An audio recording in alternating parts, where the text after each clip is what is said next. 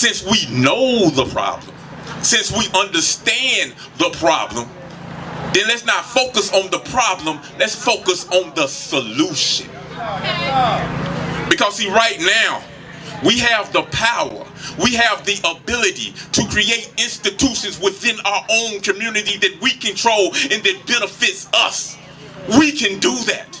We can create our own school. We ain't got to keep on complaining about, man, the schools are failing us. Well, we need to create schools in which we can control. We can do that. You know what I'm saying? Just instead of buying the Michael Jordans, let's put away something for our own schools. Instead of talking about how bad the food is and how it's killing us, and it is killing us. We can get some of this land and we can grow our own foods. We can create our own grocery stores. We can do for self. You know what I'm saying? At some point in time, we got to grow up. And stop saying, I'm a minority. Minority means you're a minor.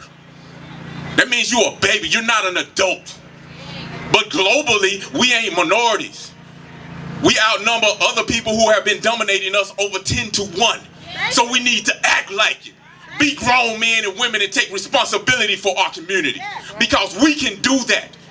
Because you come from the greatest people on this planet. We have been through hell and back and we are still here. So don't tell me what we can't do. Trying to be in your face, but talk behind your back. Put poison on your name, but who got time for that? Let me rewind it back. Let me remind you that pile of hate you make, see I be climbing that. Everywhere, that's where I'm shining at. I see a better world, and I'm designing that. A way to make a difference, you know I'm finding that. So on that next level is where you find me at. We always say in the Black Panther Party that they can do anything they want to us. We might not be back. I might be in jail. I might be anywhere. But when I leave, you can remember I said with the last words on my lips, that I am a revolutionary. These are the voices of New Africa. These are the voices of New Africa. These are the voices of New Africa. Free in the land, and we ain't asking y'all. Welcome to another episode of the Voices of New Africa, the show where we educate the uneducated and re-educate the miseducated. And I know y'all looking at the screen and like, what's going on, man? Fadala, you don't became young, or Kakaya, you become light-skinned. What happened, man? What's happening? Yeah, you know, things kind of flipped up, and we had some technical difficulties, and I found myself in the studio by myself, but fortunate for me, I called on my comrade, and my comrade answered the phone. He said, brother, you ain't got to do the show by yourself. I'm coming to the rescue. And Super Atiba is here to save the day. How you doing, comrade? All right, comrade. How you doing, comrade? I'm good. Yeah, that's what's up, man. I'm happy because, like, I know Thursday at our show on Conversation Between Comrades, man, I got caught up. I had pulled away. I had some family stuff I had to do, and I just kind of left you stranded on the show by yourself, and that was not intentional. Something that kind of actually got kicked off my own show. And but you held it down, man. It was improv. You just held it down. Like you've been waiting on that moment. Be like, that motherfucker out the way. Now I can just talk to y'all. But no, actually, it wasn't received like that, comrade. I actually thought like, damn, he abandoned me. You gonna throw me out there in the water like that? I can't swim with all these sharks. But I mean, yeah, I'm happy to be on the show with you today. Everything's all right. Yeah, you know, so. What's up, comrade? You just said something right. I got a brother I play chess with all the time. I won't play chess with everybody. I only pick one person, you know, because we shit talk on chessboard, right? And in prison, shit talk it's a everybody can't take shit talk. So I always find somebody that got a good game and can shit talk, right? If you just listen to us, you wouldn't think that we playing chess. You'd think we playing spade or dominoes, because we shit talk, right? And so You said light skin. I couldn't do that. One of his little things he said to me, he said, that's what's wrong with you light skinned brothers right now. You know, that's it. Because I stay telling myself, I said, hey man, you need to get your people over here, you know, referring to the AU page, right? I said, man, you need to get your people over here. They freezing us out up in here. It's too cold. Go tell them motherfucker, your bloodline people, man, to get this motherfucking heat going. He said, see, that's what's wrong with you light skinned folks now. Y'all won't admit you got them folks in your blood. Anyway, yeah, we just shit talking, you know what I'm saying? Yeah, you That's like, what's y'all up. get off these light skins, man. No, man, you know what I'm saying? We all African. And that's what's Hey, important. hey, you know, I got George Jackson on right now, right? Okay. Uh, Black August, Yeah. and I remember a part where he was talking about Jonathan telling the sisters to pay attention to Jonathan. You know, he had that light skin thing going on, but he got a problem with it. But anyway, comrade, what's been going on? You know, I can't catch up with the news and stuff, man. You know, I've been out of whack for a few months, so you know, I don't know what's going on out there. I know something going on besides Trump. You know, I can't even watch the news because they're gonna throw him on there.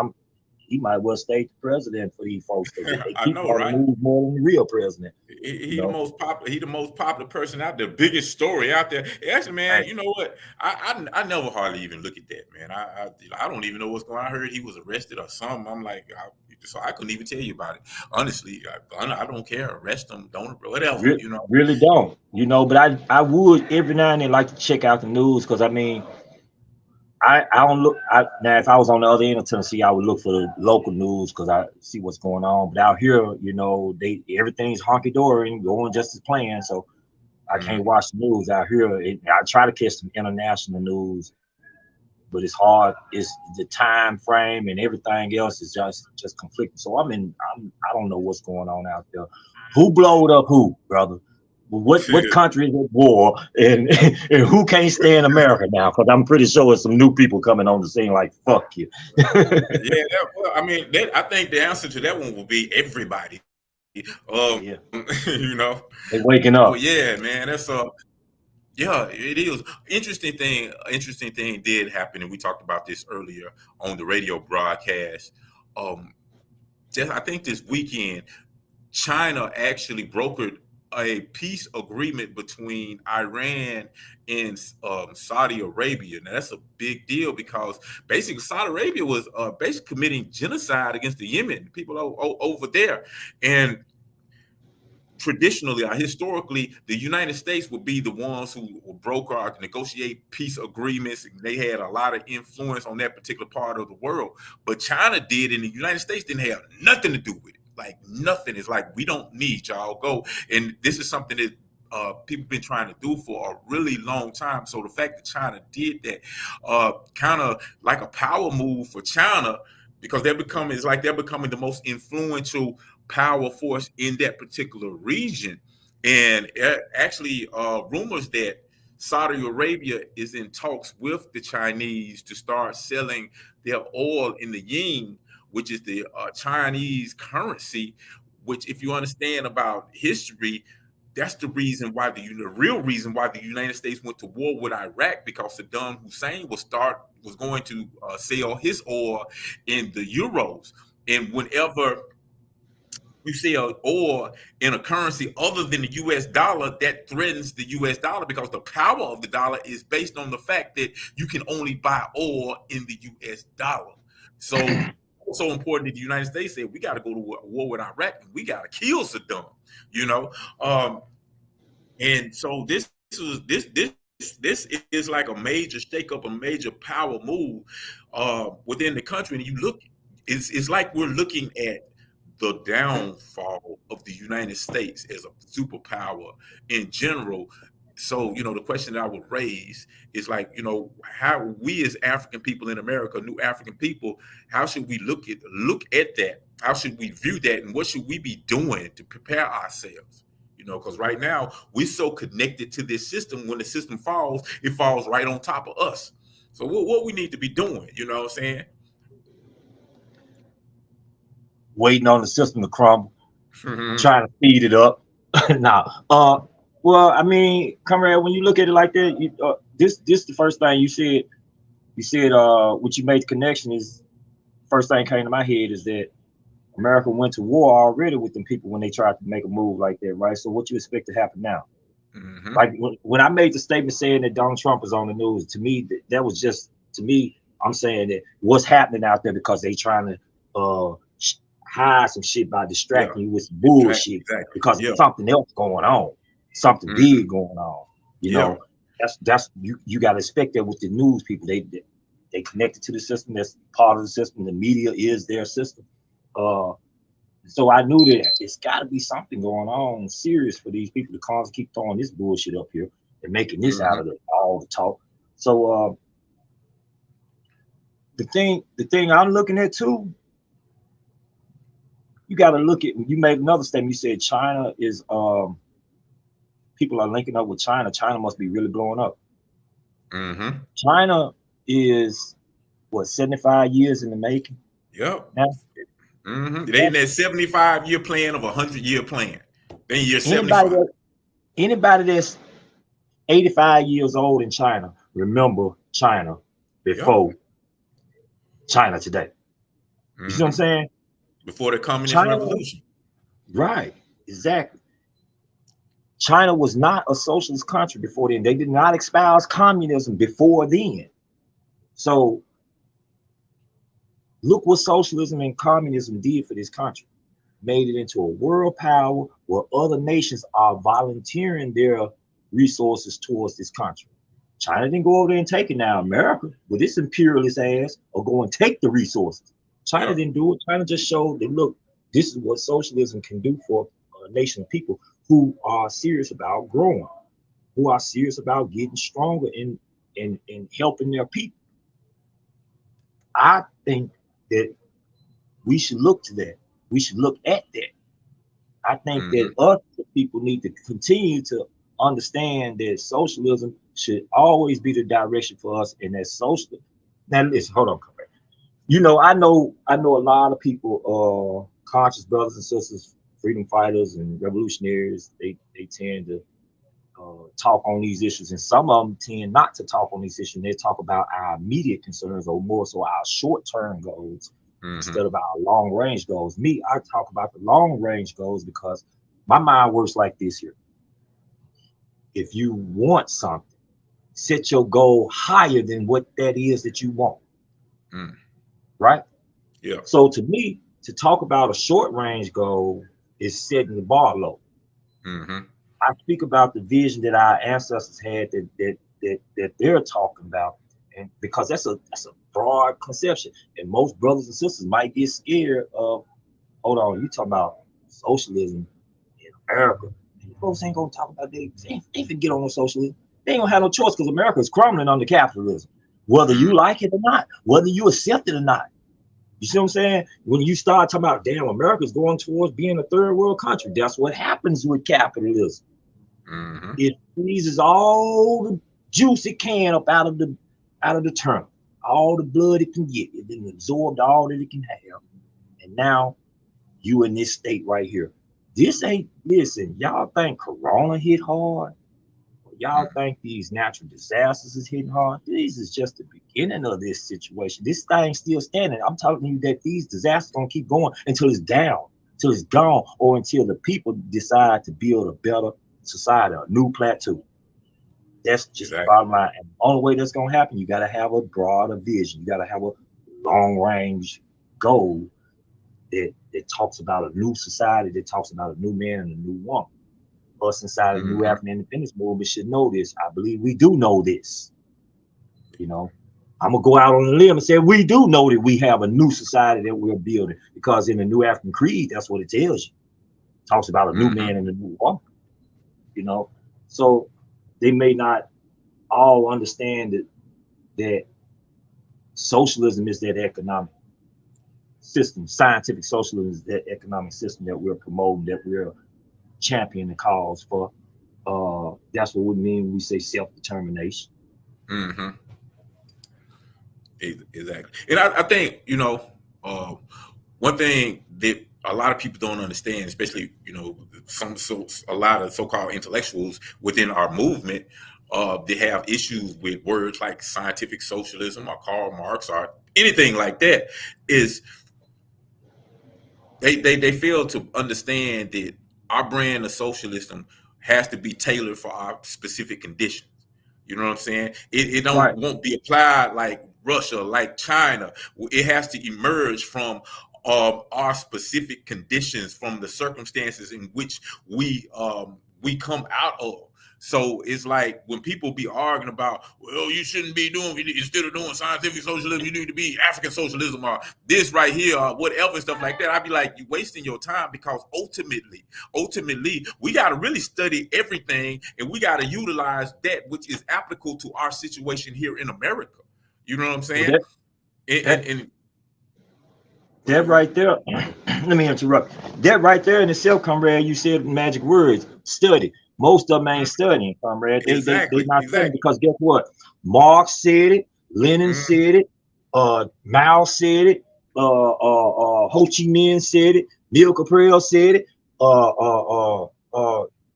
Chase said it, and many others have said it. Malcolm have said it, Kwame Ture said it. All of them said the same thing. When you adopt the socialist construction towards, it's going to become unique to your own struggle. It's not going to be the socialism of Russia, or the socialism of Eastern Germany, or the socialism of China or Cuba or Iran or North Korea or Vietnam. It's not going to become the socialism of that. Nobody has the same socialist construction, because it's always adapted to the particular unique situation of that country. Mm-hmm. So when we start talking like that, we really talking out of ignorance. It is, exactly. And so now what you're doing is you're missing a valuable gem that we could be pushing the line on, that will destabilize these people's mindset over here that's trying to hold this damn bullshit country together.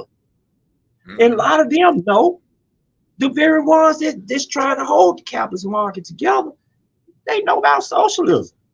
Yep. A lot of them that's actually been over in these socialist countries. Matter of fact, why is it that some of these large corporations have invested in those white nationalist countries that are socialists? Mm-hmm. Denmark, socialist country. Amsterdam, socialist country. Huh? Switzerland? Yep. If I'm not mistaken, Ireland, socialist country. France shot forward. I don't know if they still stabilized around it, but it's all based on a nationalist conception, though. You see what I'm saying? So when we talk about national, what are the majority of people over there? What are the people that run that country? What do they look like? White. Mm-hmm. Yep. White. So we talk about white nationalism. Over in those countries, they don't mind practicing socialism. They don't mind practicing communism. They talking about it for themselves, though. Yep. Exactly. You know what I'm saying? So in other words, the principles of what socialism is about, and none, they can espouse communism. You're not going to have a communist country existing as long as capitalism is on the earth anywhere. There's no such thing as communism, but you have the communist ideal, right? Mm-hmm. And that go towards communism. But all countries have to be aboard, if at best, on a socialist mark. It's not there yet, but what you can have is socialism, and it's going to have to be backed up by a strong military, because as long as capitalism and imperialism exist, it means they're going to move towards trying to take it from you. So now you have to strengthen your military. But point being, socialism, the principles of socialism: food, clothing, shelter, medical, education, security, that's given to every citizen free of charge. Your job is to participate in building of that nation, not to build up your own particular pocket. So now when you're talking about something like this, you're talking about your unique condition and situation over here where you are at, not to become like them. So wouldn't it be better for Black people to understand that, hold on, I don't have to worry about certain things because it's automatically given to me because I am a human. Exactly. Right? Yep. I am human. Every human being born on this earth need food, clothing, shelter. Every one of us. Education and medical attention is needed to us because we don't want to stay in a docile situation. We want to advance and grow where we can help our brethren. Right? Mm-hmm. Exactly. So how in the world will you be able to do that under capitalism? It has shown you time after time after time again that it will not let you advance like that where you can help your own. It's showing you that even if you look at these so-called petty bourgeois class Negroes, look at their status in America, how they try to go and say, well, I'm trying to give back to their own people in the communities that they come from. America dictates how much your ass gonna dictate how much you gonna give back. Mm-hmm. You know what I'm saying? America gonna tell you exactly how much you're gonna give back, and if you go too far, you'll be broke. We're gonna come get the rest of it, or you get too foxy. You see what I'm saying? So, hey, I think we need to really just come off the bullshit when it comes down to studying these things. It ain't too academic for you, because that's what I believe the real stumbling block lies. Studying this socialist and dialectical materialism and historical materialism, things of that nature. That's academic work for a lot of us, you know. But what it does is it advances your mind to where you can compete with these people who are in charge now. Exactly. I mean, a lot of when I speak to people, I hear a lot of emotionalism in it, you know, because I hear very little concrete analysis, you know, because I'd be like, okay, what's wrong? What are your issues with it? And they list things that really don't have anything to do with the actual philosophy. So, you know, it's just like, right. You mad because some white man is, you know, came up with, you know, this particular whatever, you know what I'm saying, which don't have anything to do with anything, you know, because if you're a scientific mind, you take information, you analyze it, you study it, you break it down, you determine whether it is factual, whether it is accurate, and then you determine whether or not it is applicable to your situation, and then you put it into practice, and then you go back and you analyze that situation to see how well did it work. What do you need to adjust? Do we need to throw it away? You know what I'm saying? This is how a scientific mind works. Not, oh, a white dude did it, so fuck it. You know what I'm saying? This is how an emotional person thinks. You know, right? And that's just, you know, that's basically how I look at information. Period. I'm not emotionally attached to information at all. You know, it's like if I find something that works, great. I don't give a damn who did. But you, the Ku Klux Klan, if you came up with something that is applicable to me, that works and will help me to gain my goals and objective, cool. I'm finna deal with it. I'm finna flip the shit, take the bullshit out that's catered to whatever you trying to do and apply it to my situation, and I'm gonna use it to attack your ass with it. That's like you on a battlefield and you see the enemy's gun and you say, well, I don't wanna use this gun because this is a white man gun or whatever. That'd be ridiculous. If do it shoot? Does it shoot straight? Will it kill? Well, then you use it, you know, point blank. You're right, Red. I mean, first thing I do when anybody start talking to me like that, I ask them, what kind of car you drive? You know what I'm saying? Who made the cars? Which one of them African nations you got over there that's making the cars by and promoting these, putting them in production and distributing them and stuff like that? Because I'm pretty sure you're driving a car, right? And I also go right into them TVs you look at or whatever, you know. It's a black man that designed the cellular phones that they don't give credit to, because the credit gonna go to the European for mass producing it. You know, that's how it got in your hands. You know, I don't get hung up on that kind of shit about who made it. All I know is he ain't got a monopoly on how I'm gonna use it. Exactly. You know? And if it comes down to me liberating my people with it, I don't give a damn if it was made in space or by some aliens. Shit, if it frees the nation, then so be it. It will be used and as a liberation tool. That's just the bottom line. I mean, I think that we have to move away from that type of thinking in today's time, because it's too much information out there for us to be stuck on stupid, man. You know, that's what I was thinking. I wasn't gonna say it, but that's what I was thinking. I'ma say it. Fuck that shit. Excuse me. Wrong show, y'all. I do cuss a lot. Man, this is the Voices of New Africa. Usually we got an elder in here, but I'm a special guest. I don't know if they wanted me on the show with my cussing ass. No, but I just think that today, you know, comrade, there's way too much information out there for us to be stuck and stagnate the way we are as a nation of people. But yet, here we are. And we got to use new forms, new styles, new ways to reach the masses. And we can't be caught up on, well, I ain't going to teach the masses this because that was from some white folks. No, just say you ain't prepared yet to do that. Yeah. Hey, Let those who are you. I want to get into some of these comments because Medical Queen has asked an interesting question that I know is going to spark some interesting conversation. So I'm gonna go through a couple of them. Then I'm gonna get to Medical Queen. Joe Gonzalez, what's up, brother? Revolutionary greetings, revolutionary comrades. How you doing, Joe Gonzalez? How you doing, Medical Queen? Which you don't chimed in a bunch of times. Free Land comrade, how y'all doing today? What's up with everybody? What's up with you, Medical Queen? Thank you for getting in and doing what you do. Always bringing that flavor and that spunk and that fire to the show. Also, Medical Queen with a announcement. Thank you for joining us on the New African Broadcast Association. NABA, please check out our other shows. Number one, New African Perspectives on Mondays at 1 o'clock Central Time on Facebook Live.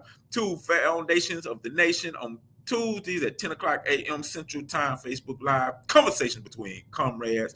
Thursday at 6:30 p.m. Central Time.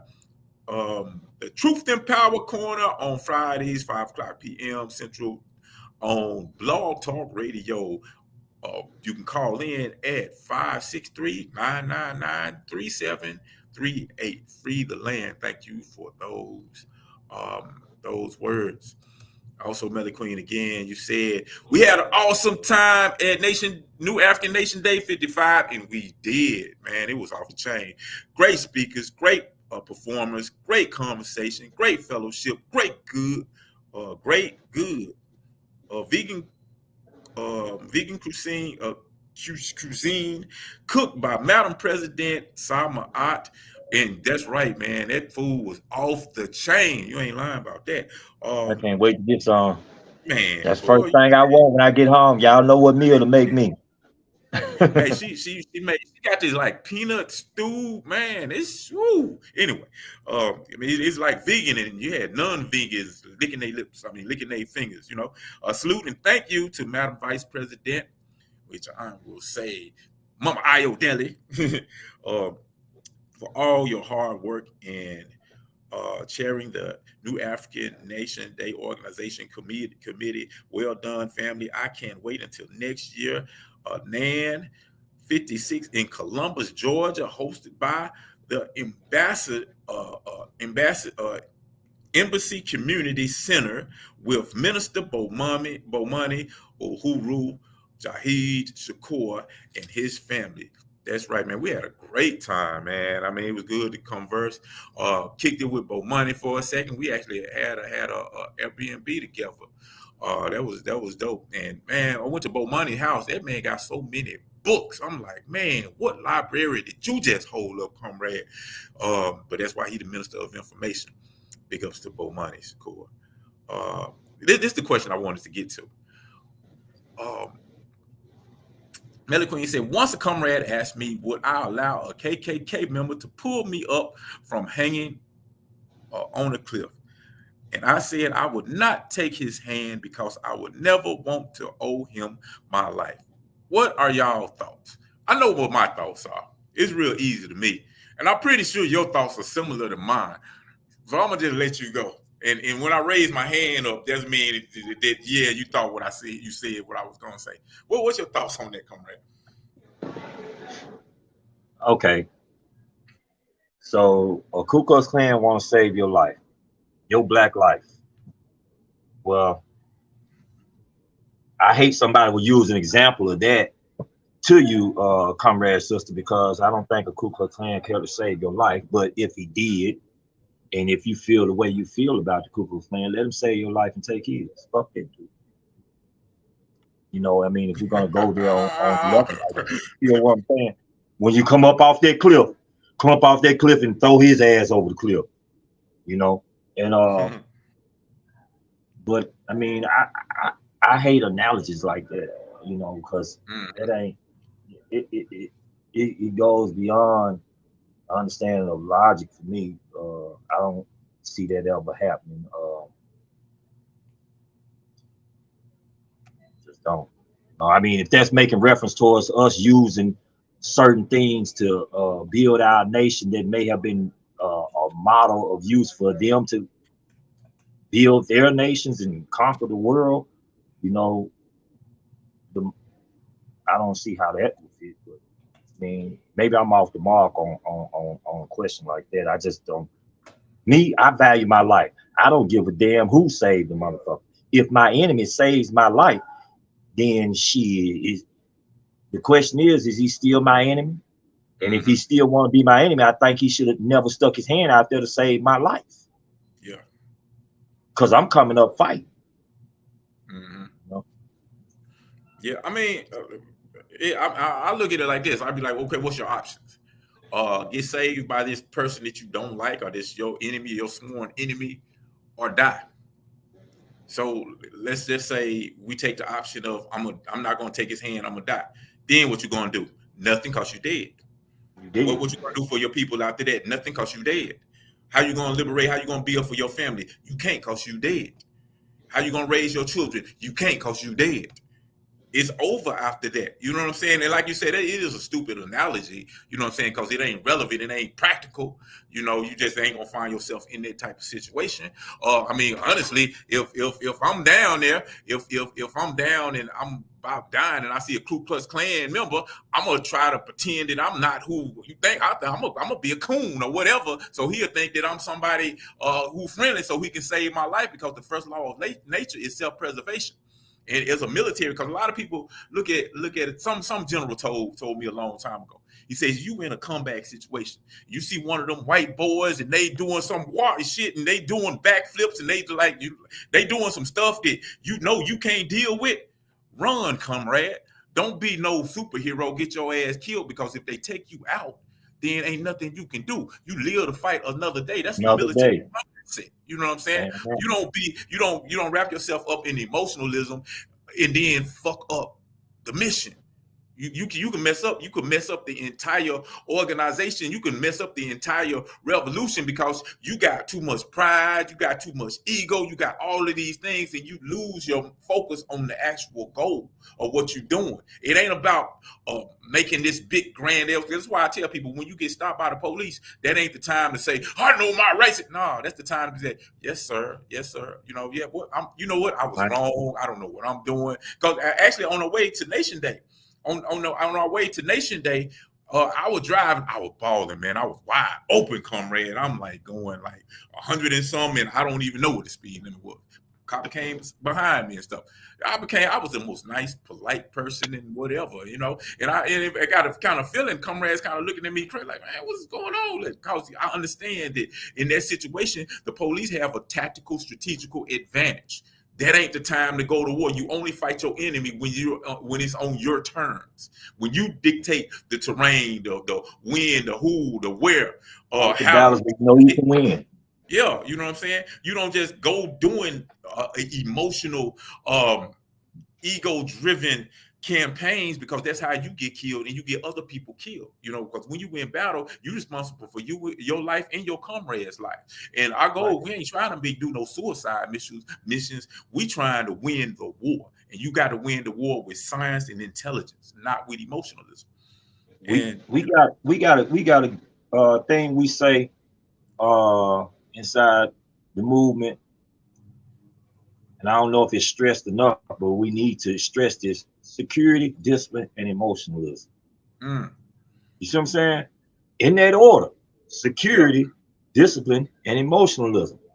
And now it's a document that I always go to the notebooks, but the first form in the notebook, notebook 1 talks about it, notebook 7 talks about it as well. It contains the same thing about it, which is security, discipline, and emotionalism. They use Ali Aponte. Y'all you ever seen the movie Battle of Algiers? You know what? They showed it at Nation Day. We showed it at Nation Day. Sure did. Well, okay.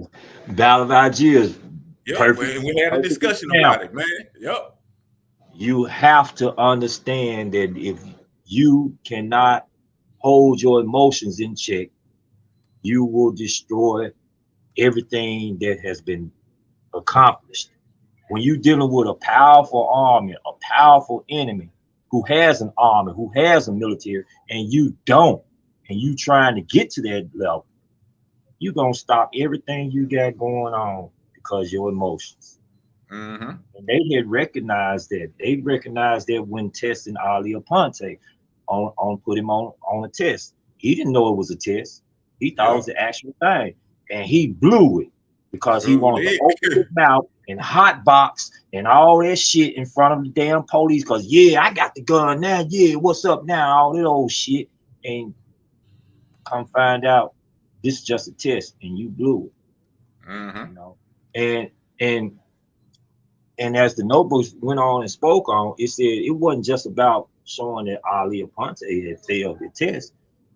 It showed that, hold on, the type of test that we need to add into the struggle need to be emotionalism. We need to Yep. find out how emotional our brothers and sisters are when it comes down to situations. And that means you got to do a whole bunch of other type of tests, because relationships can be emotional. Material possessions can become emotional. It's a lot of things out there that can cause people to become emotional. And when we start analyzing and looking at it from that point of view, I believe that we'll come up with some stronger methods to mold and shape brothers and sisters who are serious about trying to liberate their people and build their nation. Yeah. You got to work on that emotionally. I think what really needs to be looked at is behind that emotionalism, attached to it is the mental health thing. Because our people are suffering from a lot of trauma. So they're going to bring the emotional aspect into it. So I think we need to expect it so we can better handle it. You know, we got to be doctors. We got to be scientists. You know what I'm saying? We got to be able to fix the problem within in order for us to even mount a feasible I mean, you know, just challenge a power structure like this. You see what I'm saying? I mean, we got to think like this. We got to think like, how are we going to challenge this power structure? Or are we going to keep on just dying at the hands of it? You know, so we got to get that part in check, and we got to be brothers and sisters to each other on this emotional thing, because too many of us is we struggling with some real traumatic issues. We don't know how to act no more. No, I mean that's a really, really good point, because we all been traumatized. We're living under this system for as long as we have, and we inherit trauma, because trauma can be passed down from generation through generation, because according to the science of epigenetics, you know, anytime you're traumatized, it alters your DNA in a way that, you know, you can pass down to your next generation. And it actually makes sense when you think about it, because like when you're traumatized, that means something frightened you or messed you up so bad that you felt your mind basically interprets whatever just happened was a threat to your survival. And the first, the biggest instinct we have is the instinct to survive, you know? So when something like that happens, your brain records it. Be like, look, whenever you're in a similar situation like this, you're in danger. So your brain records everything that happens. It records what you see, what you smell, what you hear, what you feel. And whenever you get into a similar situation like that, your brain says, get out that situation by any means necessary, and you just panic and you just react, and what they call trigger. That's why you see in our society, people get triggered and we just go off for no reason. You don't even know why you did. Like, damn, that wasn't even nothing. That's just that person who's been traumatized by something, and something happened reminded them of the trauma. They might not even be aware of it. That's how deep it is, because you can be a child, a baby, and fall off the bed, you know, and it scare you so bad that it creates a trauma, and you grow up, you don't even remember that. But anytime you get in a high situation, you're afraid of heights. So anytime you're up high, your mind goes back to the time when you was a baby, and it tells you get out of that situation, and you freeze, you panic, you know, you do the things that people do when they're afraid of heights. That's because your mind is so powerful. Yeah, what's up?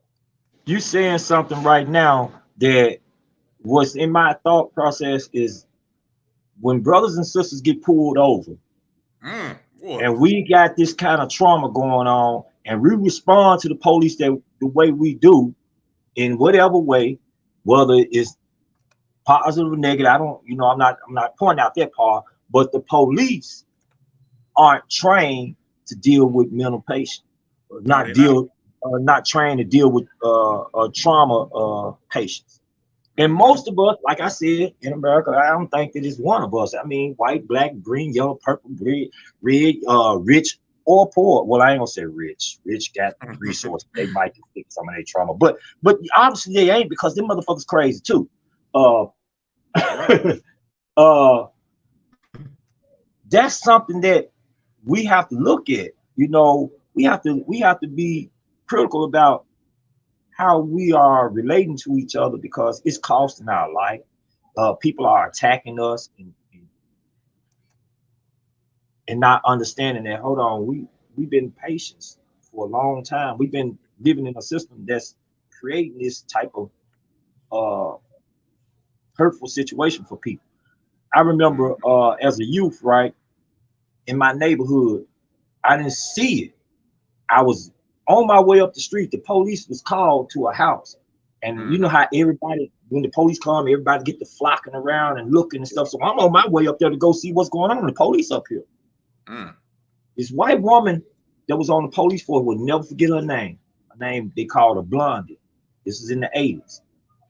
Walked up and shot the little brother in the head. The mama called the police. Damn. The mama called the police because the young male was paranoid schizophrenic, and he wasn't a danger to others, but he was a danger to himself. He had a knife and he was trying to stick himself with it. So multiple times his mother had to call to get him, to, you know, because he'd been in and out the hospital and everything. Yeah. He's on medication and shit. And so this one particular time they called. So the white woman, Blondie, she pulls up. There's other police officers there, and they just trying to, you know, contain the situation. She jumps out the car, walks straight up to him, shooting right between the eyes. Pow! Turn around. We ain't got to keep dealing with this shit. Damn. Of course, that didn't make the news, y'all. Of course, nobody had cameras back in the 80s, right? Yeah. Yeah, this was in my neighborhood. Everybody remembers this shit, right? You still have those situations. And for me as a child, all I know is I remember the gunshot and running. I was fixing to run, walk to the scene, pow, took our running, then I hear about this, how it went down. Yeah. All right. That's traumatic for me. And you know, that's traumatic to the family, that's traumatic to the people that was there. So how you think the people respond behind seeing police officers that can do that and never get charged? As far as I know, nothing ever happened. Exactly. I mean, it's like trauma on top of trauma on top of trauma. And really, you know how you like saying that the police not really trained to do that. A lot of times they manipulate the trauma in order to justify their brutality to our people. Because if you notice, police always create this hectic, chaotic environment, even if the so-called suspect is calm and cool. It don't matter what they do. They always say, "Get on, do this, stop resisting." You ain't got to be resistant, but they holler, "Stop resisting." You know, they holler, you know, "I'll comply." All of these things which create this belief of this perspective. That's part of that. That's part of their programming in their police forces and stuff, because these officers out here got this same little mentality, right? They love screaming at. They'll just be kicking with each other, laughing, playing, and stop resisting. You know, I'm like, it ain't funny, because somebody like me that's been traumatized by that kind of shit. Yeah. You over here making fun and laughed about it, especially the old cockazords. I'm like, now you know, I hate walking by that. I hate the fact that you ain't even pointing that at me. You kicking it with your coworker. Yeah. You know, to me, I'm like, okay, so which one of you motherfuckers that want to do this here, or that them did it, and you just reflecting on some shit that you did back before? That to me in itself shows that, okay, this is part of y'all training. You was right. We was just talking about this too, comrade.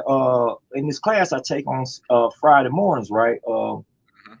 It's called CPR classes, and it talks about mental health and stuff in there, right? And so the guy, this white prisoner, jumps his ass up there with his pig sympathetic ass, and I, you know, I couldn't take I couldn't take that shit. I was like, you ain't finna sit over here and tell me and the rest of these black brothers that shit, what you talking about is right. So he got talking about, well, all the officers know through their training is to be this way and be that way, you know, and which is a hostile and aggressive manner towards us. They haven't had training. They're telling them to do this here to us. And I agree with it. Yeah, you're right. I do know they are doing that. They do tell them to come at us a certain way. But now what happens when there's no need for that? What happens though, even though you're being aggressive and I'm still being humble and respectful as well as intelligent dealing with you, and you still want to grab and try to chokehold me or, you know, and all these other old things, what happens?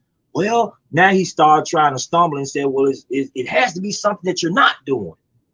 Now, bitch, you in here with me. You know it ain't nothing that you got to do.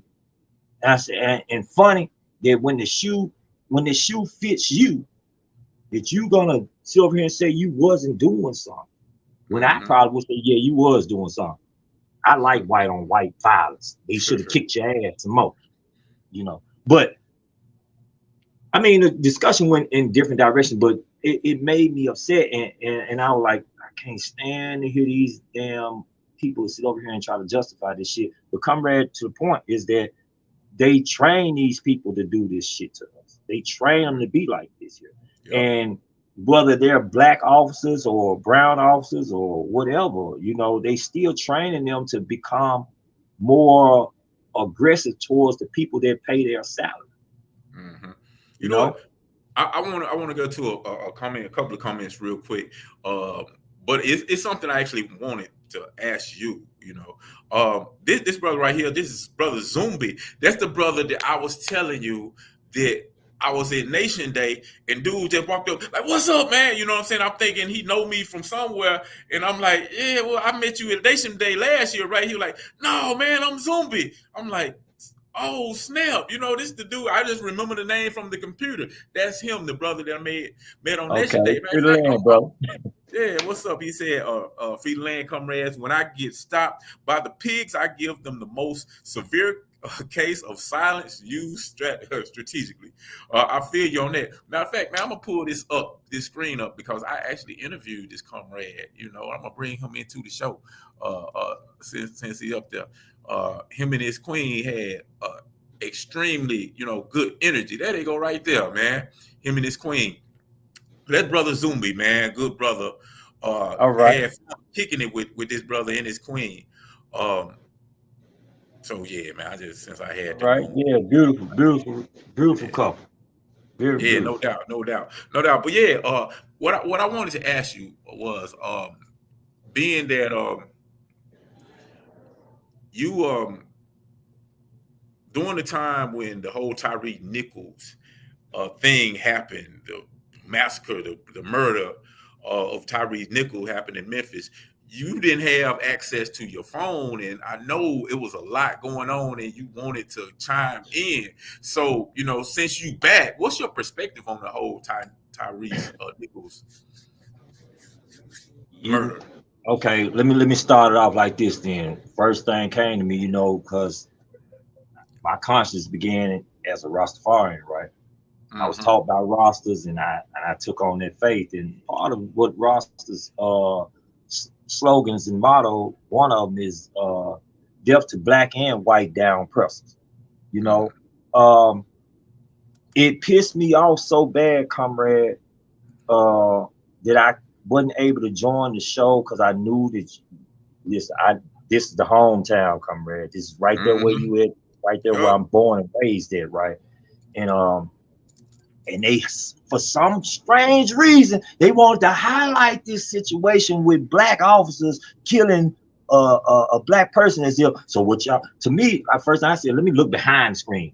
You devils over here saying, so what y'all gotta say now?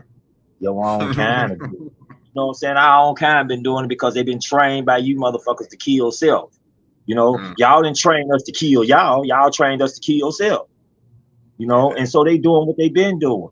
And when you got them as uniform officers, shit, it didn't make no damn difference. A lot of black people join the police force. They got self-hatred in them already. You know, so the first time they can exercise that, first of all, You ain't putting his black ass over there in them white neighborhoods to patrol them white neighborhoods when them white boys get out of control. White Exactly. boys do all kind of shit. But y'all think they don't listen. Let me tell you something. I'm at a prison right now. They got at first it was majority white guys here, right? So now they done balanced out the numbers after 2010. They balanced out the numbers. Well, 2015 when they really initiated, started putting more blacks up here. So they balanced out the numbers, even Steve, right? But you got so many of these white guys out here with some of the most hellacious charges. Remember, comrade, I told you that a recent killing that took place right with the Tyrese Nichols thing. They white guy went over next door and killed the old white man because come find out the white man was doing something to his grandchildren. That's how he been in prison all these years. So it came back on a 27, 26-year-old white guy when he killed the damn near 70-year-old man. White on white violence as it is. It didn't hit the news. Black on black did.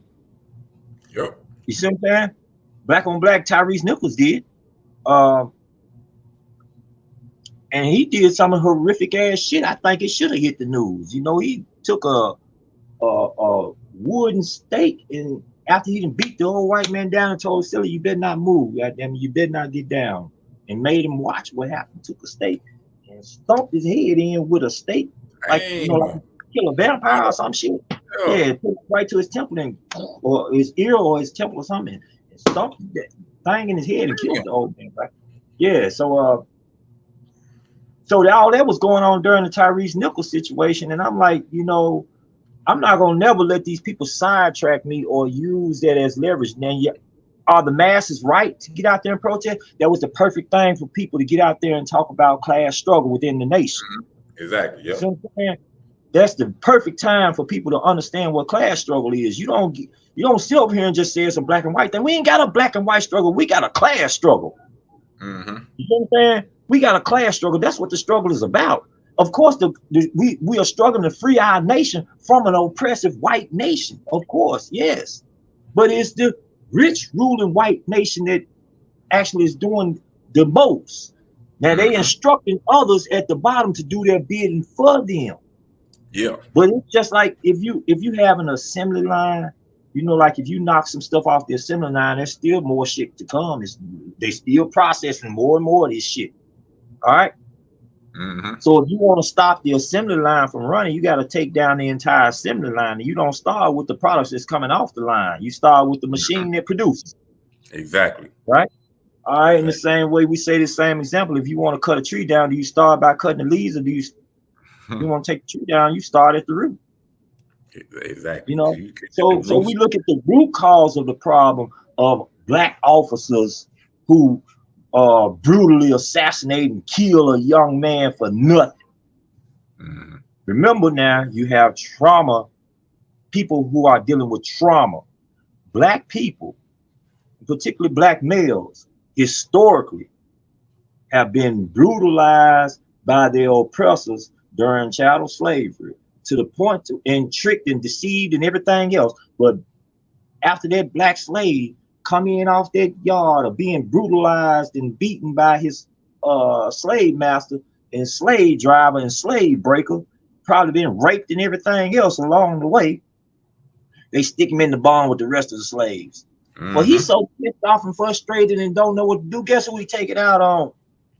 Next, you know, the slaves in the barn, the ones right there with him. He didn't have the courage to go at that time, maybe the courage to go ahead and take it out on his oppressor. Yep. It's like you ever know anything about pit bull fighting, about dog fighting? No. I mean, I've never attended nothing like that. I know, honestly. Well, go ahead. No, but you know what I'm saying? You know, like me neither, but I know the basic principles. You know, you take two dogs, you put them in a little circle, and you antagonize them. You hit them, you do things to make them mad, to make them angry. So, but being that the dog is being, you know, messed with, hit, beat, brutalized to make them angry, but the dog doesn't go and take the anger out on the human. They take the anger out on the On the dog, dog. because that's what they see right in front of them. That's how they get them to fight. You know what I'm saying? Because there's outside sources or forces putting pressure, antagonizing them, stressing them to the point where they lash out, and they lash out what's in front of them. That's kind of like we are, because first of all, we don't have any power. So it's hard for us to lash out against the oppressor because we can't get to the oppressor. You know, the protector, he's protected. So we lash out on what we can get to, you know, what we see in front of us. And if you combine that with the fact that everything in our society has told us that we are less than human beings for over 500 years, even the Constitution said that you less than you 3/5 of a human being. And everything else in society reinforces that. I mean, after slavery, they created movies that justify the rise of the Ku Klux Klan, saying that black men would be free from slavery to go and murder and rape white women. You know, this is part of the propaganda program that is sanctioned by the government, you know, for centuries. You know, you combine all of those factors, you look into our community, and what's going on in our community is expected. You know what I'm saying, comrade? And so yeah, like you said, we've been traumatized, and we got trauma on top of trauma, and we still getting traumatized. And the only way we really can correct that situation is first you gotta detach yourself from the source of the trauma. I mean, it's like you bleeding to death, but somebody's still stabbing you. You can't fix a wound until you stop that dude from stabbing you. You know? Right. And you absolutely right, comrade. You made the example of the pit bulls. First thing came to my head. So now we steal the animal to these people.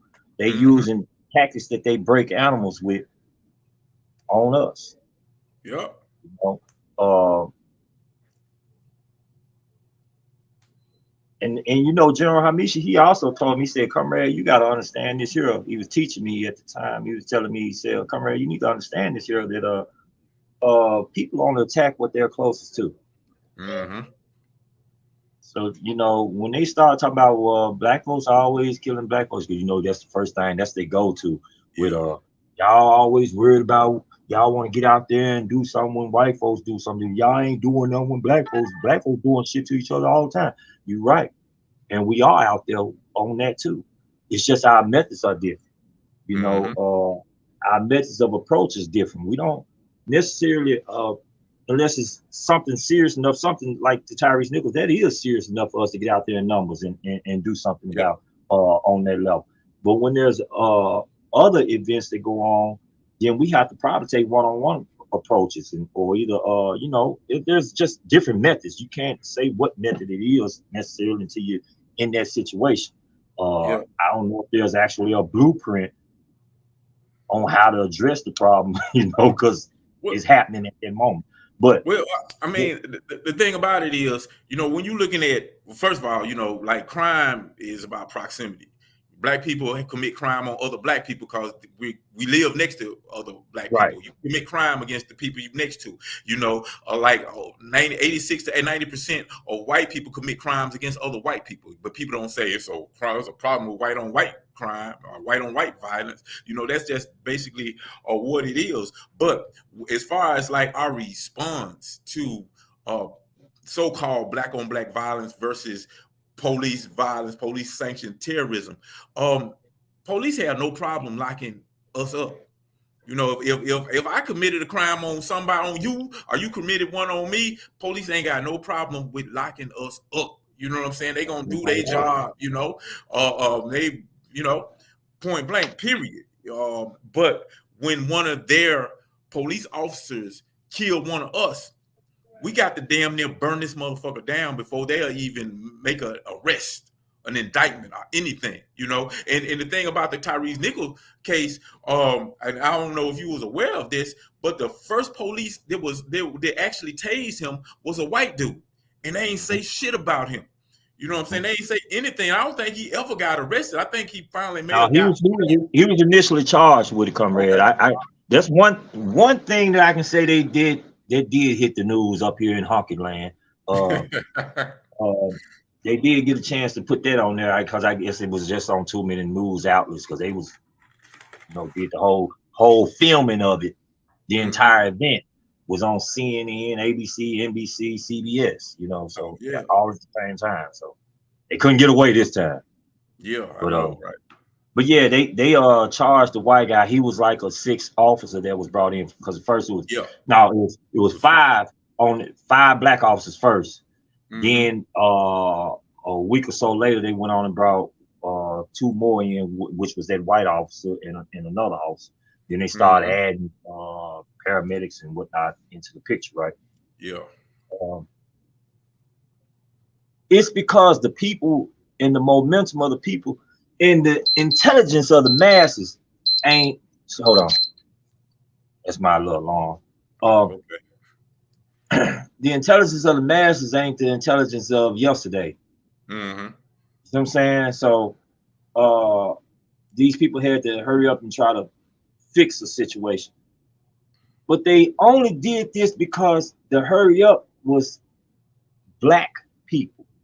Yeah. To show them, yeah, we'll hold ours accountable too. Bullshit, bitch. If that was white, we all know that we'll still be out here protesting, talking about we need to have an indictment. We need to get them charged. We'll still be on the front line about this. Let's not bullshit ourselves. You know, blacks just served as an opportunity for them to go ahead and do this. Yeah. Because this black life don't matter to them. You know, they don't care nothing about this. This should be a eye opener for those black officers to understand, like, fool, they still see you as a nigga. You know what I'm saying? So the opportunity come is 2 birds and 1 stone. That's what they gonna do. That's what it was. It was like, it's really like a win-win situation. Be like, look, always on board. They don't want you. They don't want you in their forces. They don't want you to have their training. They don't want you all this here. The affirmative actions that came back in the 70s and the 80s. All the riots and the protesting that the masses had did back in the 60s and 70s put you in the place where you at now, where you can get up in here and you can get these type of job opportunities and whatnot. But do these folks want you there? No. Ain't y'all got a situation going on right now where some senators out of Tennessee, 2 of them, not senators, but 2 politicians that got kicked up out of something for protesting against something this week? You know what I'm talking about, comrade? Oh, say that again, comrade. I was reading. What'd you say? Say it again.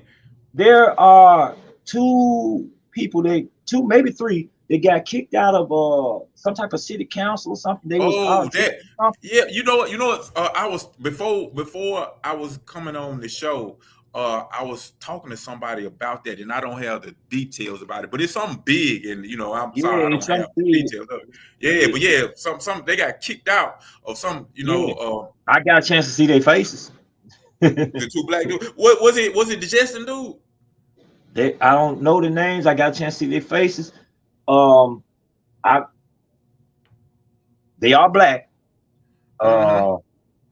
And it has something to do. It's dealing with the issues around black, and because one of the little young brothers in the classroom yesterday that I was teaching, he was telling me, he was kind of giving me the 411 on, and he was saying something to the nation that they're saying that they have too many white supremacists in political office now, which creates the climate for these guys to get kicked out. Now I don't know how much truth or information behind it, because I kind of got the ear on what he's saying, and I certainly don't doubt it or question it. Just haven't done no research behind it, right? But yeah, that's to me, I'm looking at it as these people don't want you in position in their system to try to do any damn thing if you thought so. And the system itself ain't designed for it to do any damn thing for you or your people.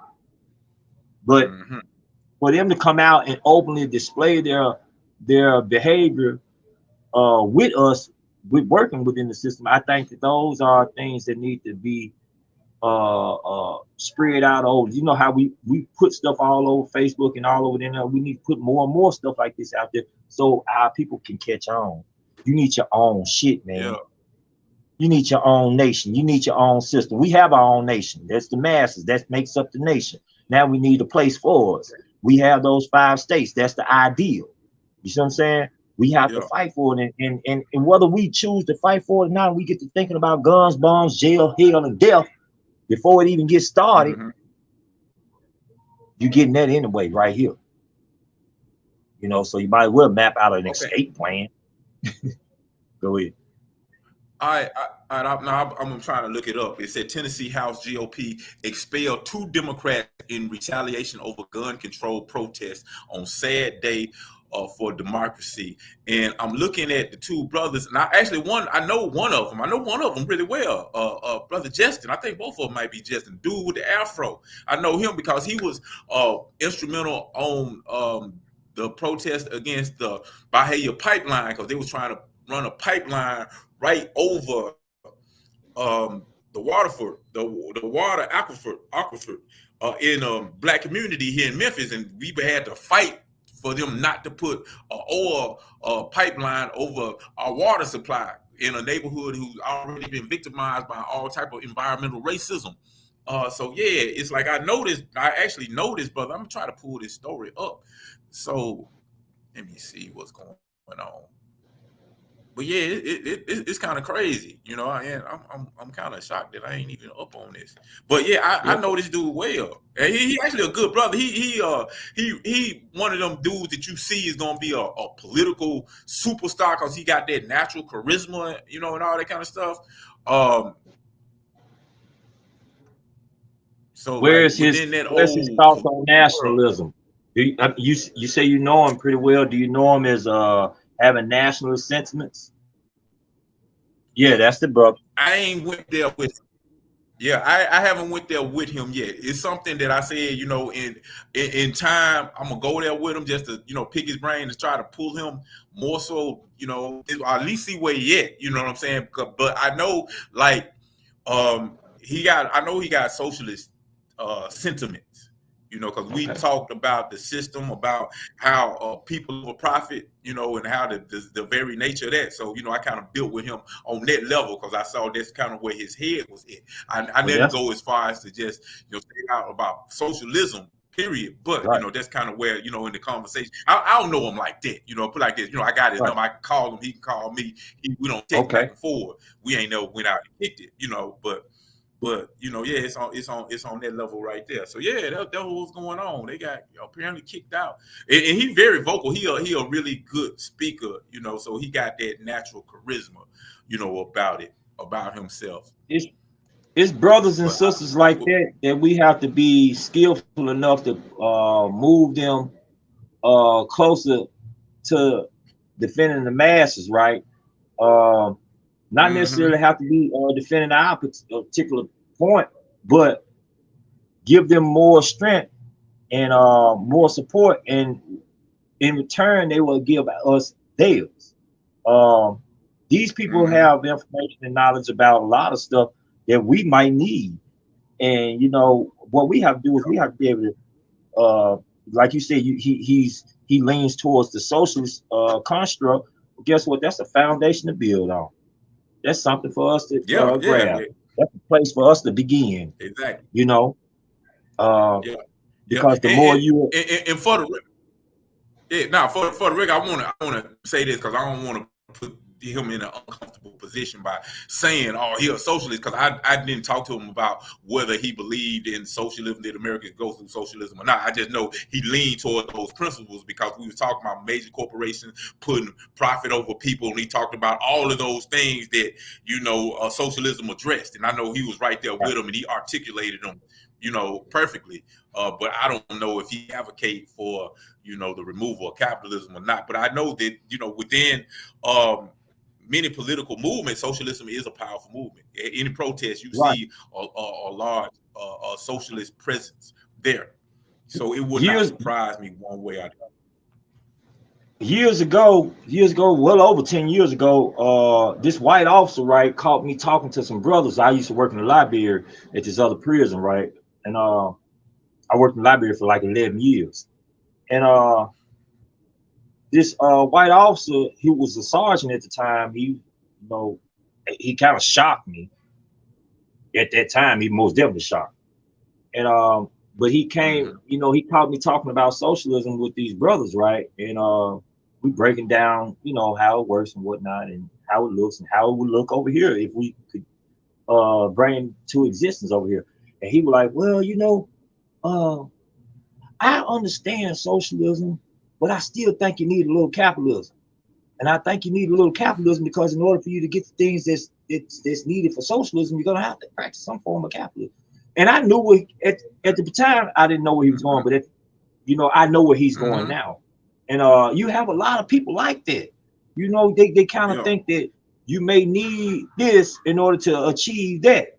And basically what they're describing is a form of survival while you're living under the capitalist construct, because they don't want to openly admit that it's going to take a full-fledged revolution to change the capitalist system. You can't play with this motherfucker. You got to go ahead and knock him upside his head and deal with it, or else it will find a way to manipulate the scene all the way back into its advantage.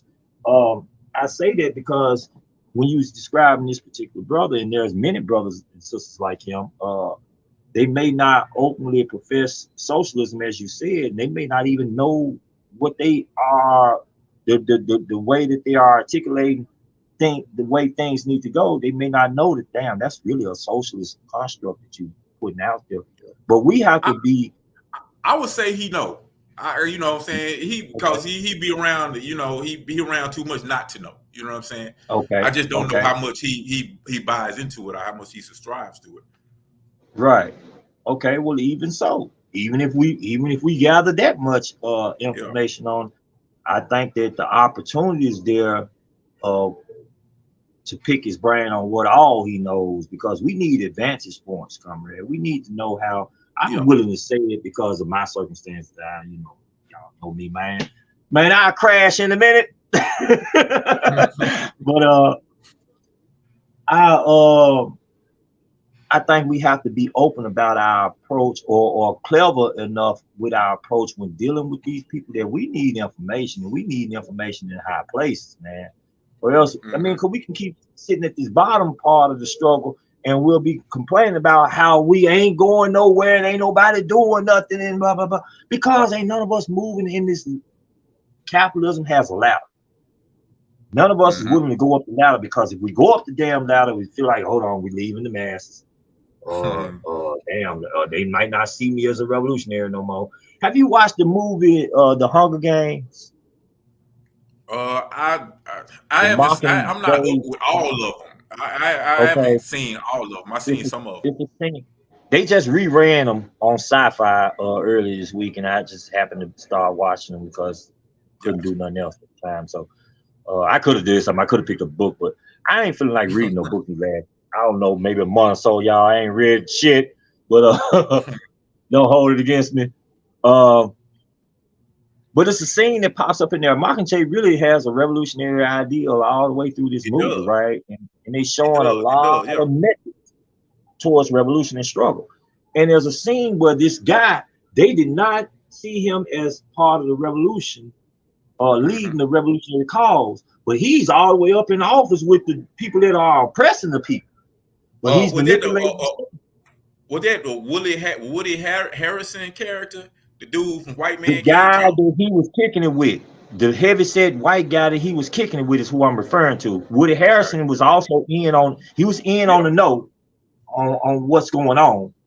But the guy that he was reporting back to and kicking it with, that was living in the big house with the oppressor or whatnot, he was the one who was really orchestrating for him and this woman. Yeah. Now this woman, she just wanted to become the next oppressor.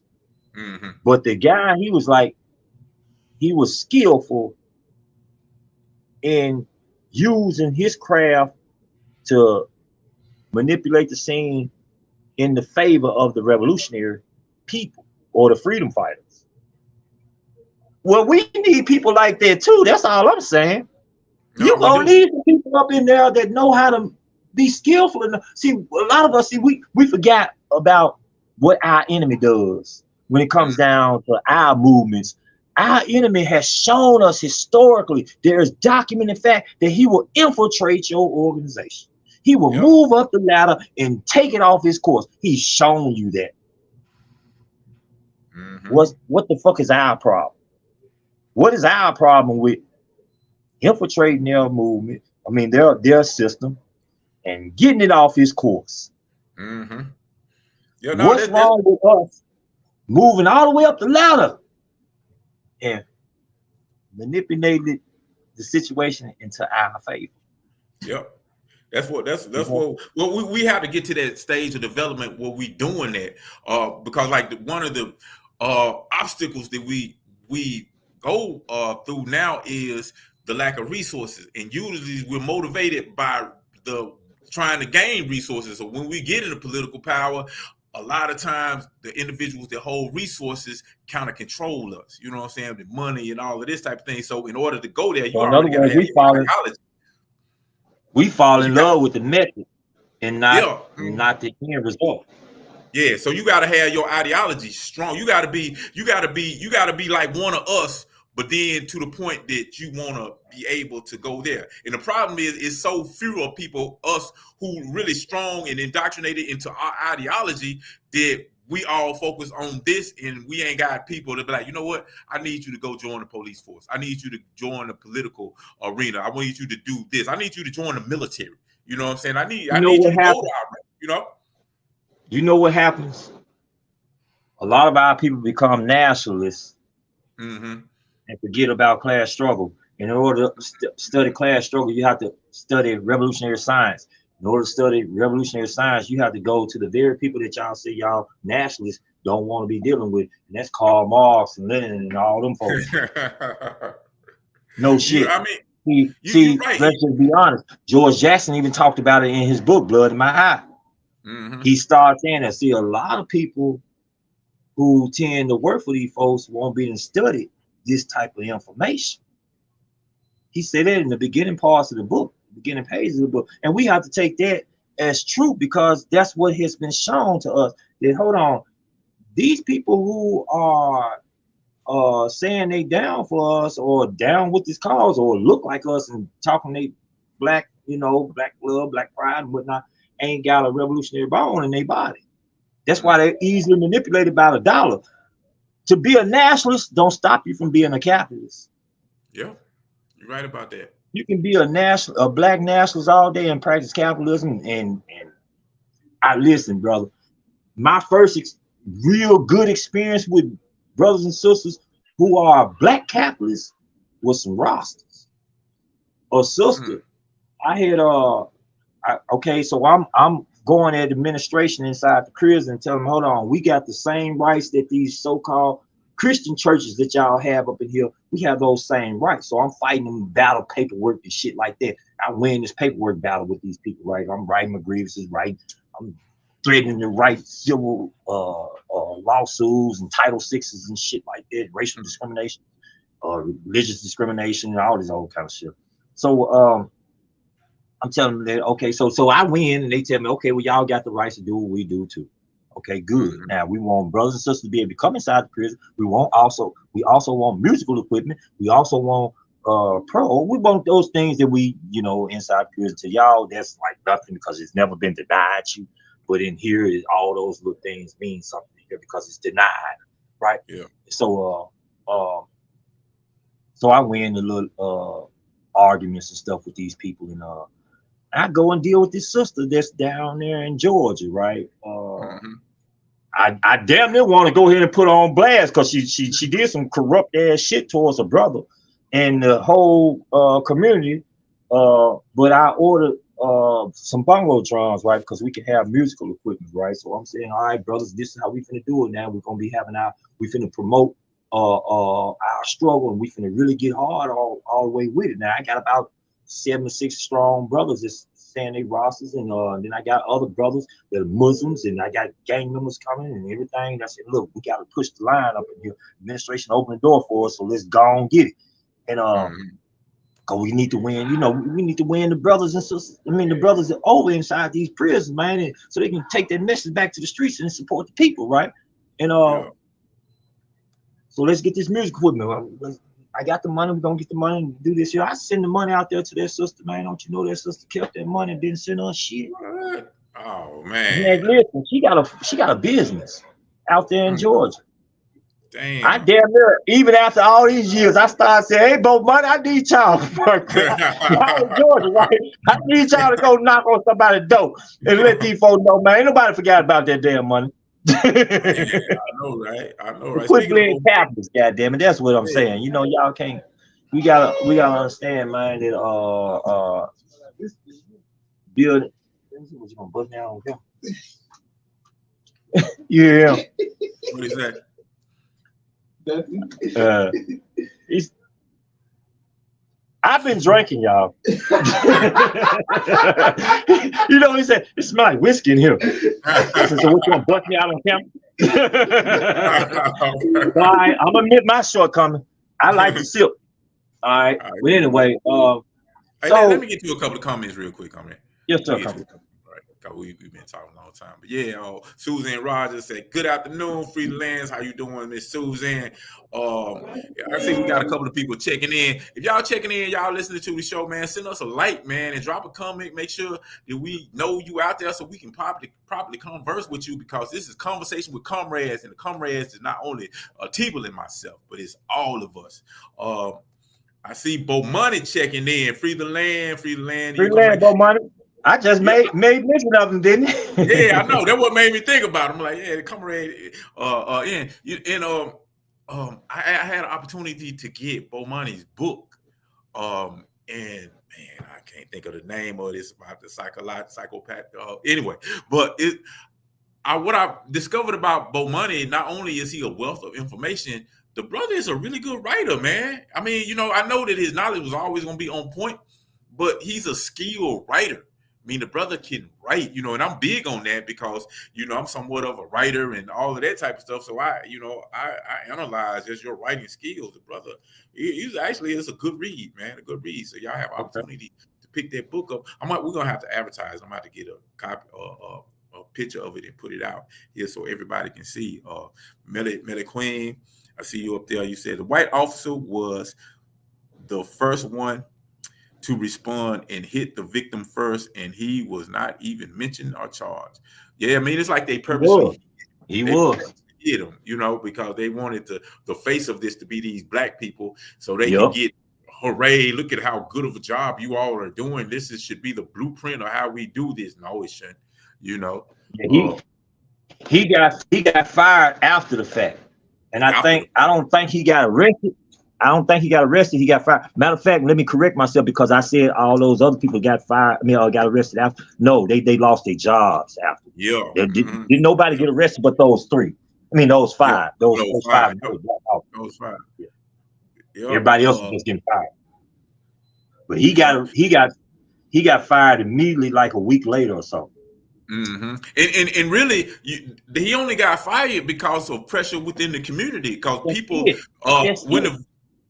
when the video was released, they was like saying, "Hold on, who is this white dude that we ain't seen before?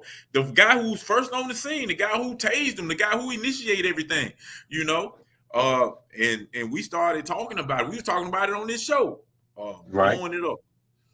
And that's when you start hearing. As a matter of fact, his name was released, his face was released, all by the internet, not by the police department. The internet had found it, and we started putting them on blast. The only reason why they even dealt with it is, and that's a lot of stuff, comrade. They call themselves trying to do damage control. They even openly mentioned this shit, like in 2014. I never get it. Me and the comrade General Hamisha was talking about how it's been shit going online for 4-5 months about certain killings and stuff. This is during the Trayvon Martin and the Mike Browns and Eric Garner's and situation. This stuff been going on long before it hit the TV screen. Yep. All over the internet. And the TV got out there and said that they was held accountable for not reporting news that's been circulating on the internet but won't circulate on the TV screen. Yep. Yeah, because really, when you like the Mike Brown in these cases, kind of started the thing where the news was behind the internet. You know what I'm saying? It's like the people already knew what was going on, so it was like no need to even use the news. The news had to catch up. That's why you saw the explosion of coverage about this thing, because it was a reaction from the media, because they had been looking bad from just Joe Blow on the street with a camera phone. It's like everybody, it was whole movements being made in the news talking about, stupid shit,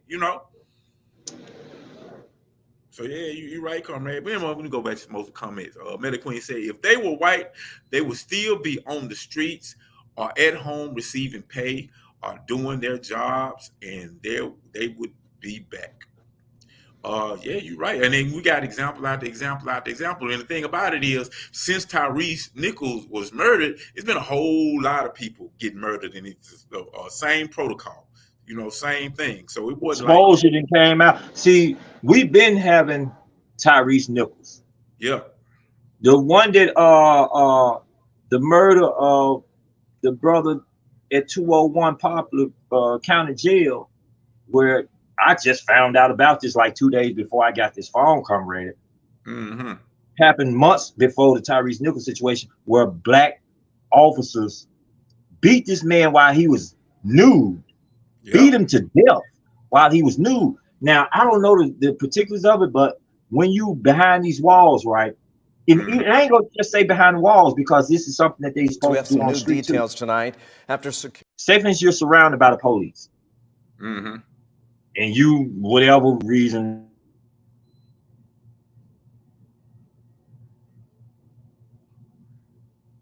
Hey, your volume went out. Hold on. Comrade, can you hear me? yeah, I can hear you. I was muted for a second, so I just stopped talking. All right. So if the police surround you for whatever reason, and you strip down nude, male or female, they are not supposed to shoot and kill you. They are not supposed to beat you. They are not supposed to pepper spray you or whatever. They are supposed to immediately, because you've shown a sign of total submission, that I have nothing to threaten you with. And they handcuff you and then place, cover you and place you in the car or whatever, because the situation has been controlled.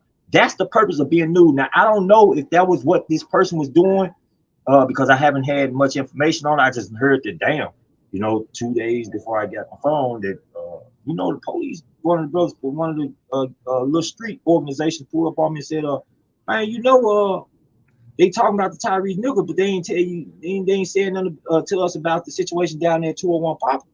I said, what's the situation, little brother? He said, yeah, man, they beat a little brother to death, man, down there, the DRT team, man. That's their special team that they have to come and search, and like we call them the green team out here in the penitentiaries, because they wear all green uniform with the black vests and shit. So the DRT team coming, this CERT team comes in, and if they got to control and contain the situation, they come in using force once they call. And the thing about 201, see, I'm so used to seeing black officers beat the fuck out of another prisoner or somebody on the street in those black communities. That ain't the reason why I said it's trauma, and it's trauma on both sides. You just put a trauma patient in a uniform, man, and told him to go out there and subdue any other trauma patients that look like you. Beat his ass if you got to, and that's what I'm used to seeing. I'm sorry, I didn't ask for this life, but I'm used to seeing that. I'm used to seeing, even though I saw a message out there to you comrades and said, hey man, y'all help me get moved away from this prison, man, because these people is practicing some extreme shit on guys out here, and these guys won't stand up. They watching us fucking die out here, man. If they ain't directly killing us, they poisoning us, or they doing some crazy ass shit that's creating a situation for us to get killed. I mean, when I say they are creating a situation, they are creating a hostile environment out here. They only decided to quell this shit when this white guy got killed, the one I was just describing, got the thing stumped, the wood stick stumped in his brain. It's a prison. That's the video of what you're talking about. They happened in 201 Okay, it's so small. I need you to send that to me, or at least tell me where I need to go to check it out, because it's so small on the screen, on my screen. I'm gonna try to blow it up. I don't have a PC or nothing. Yeah, I got you. I'm trying to blow it up. Just having a hard time delivering.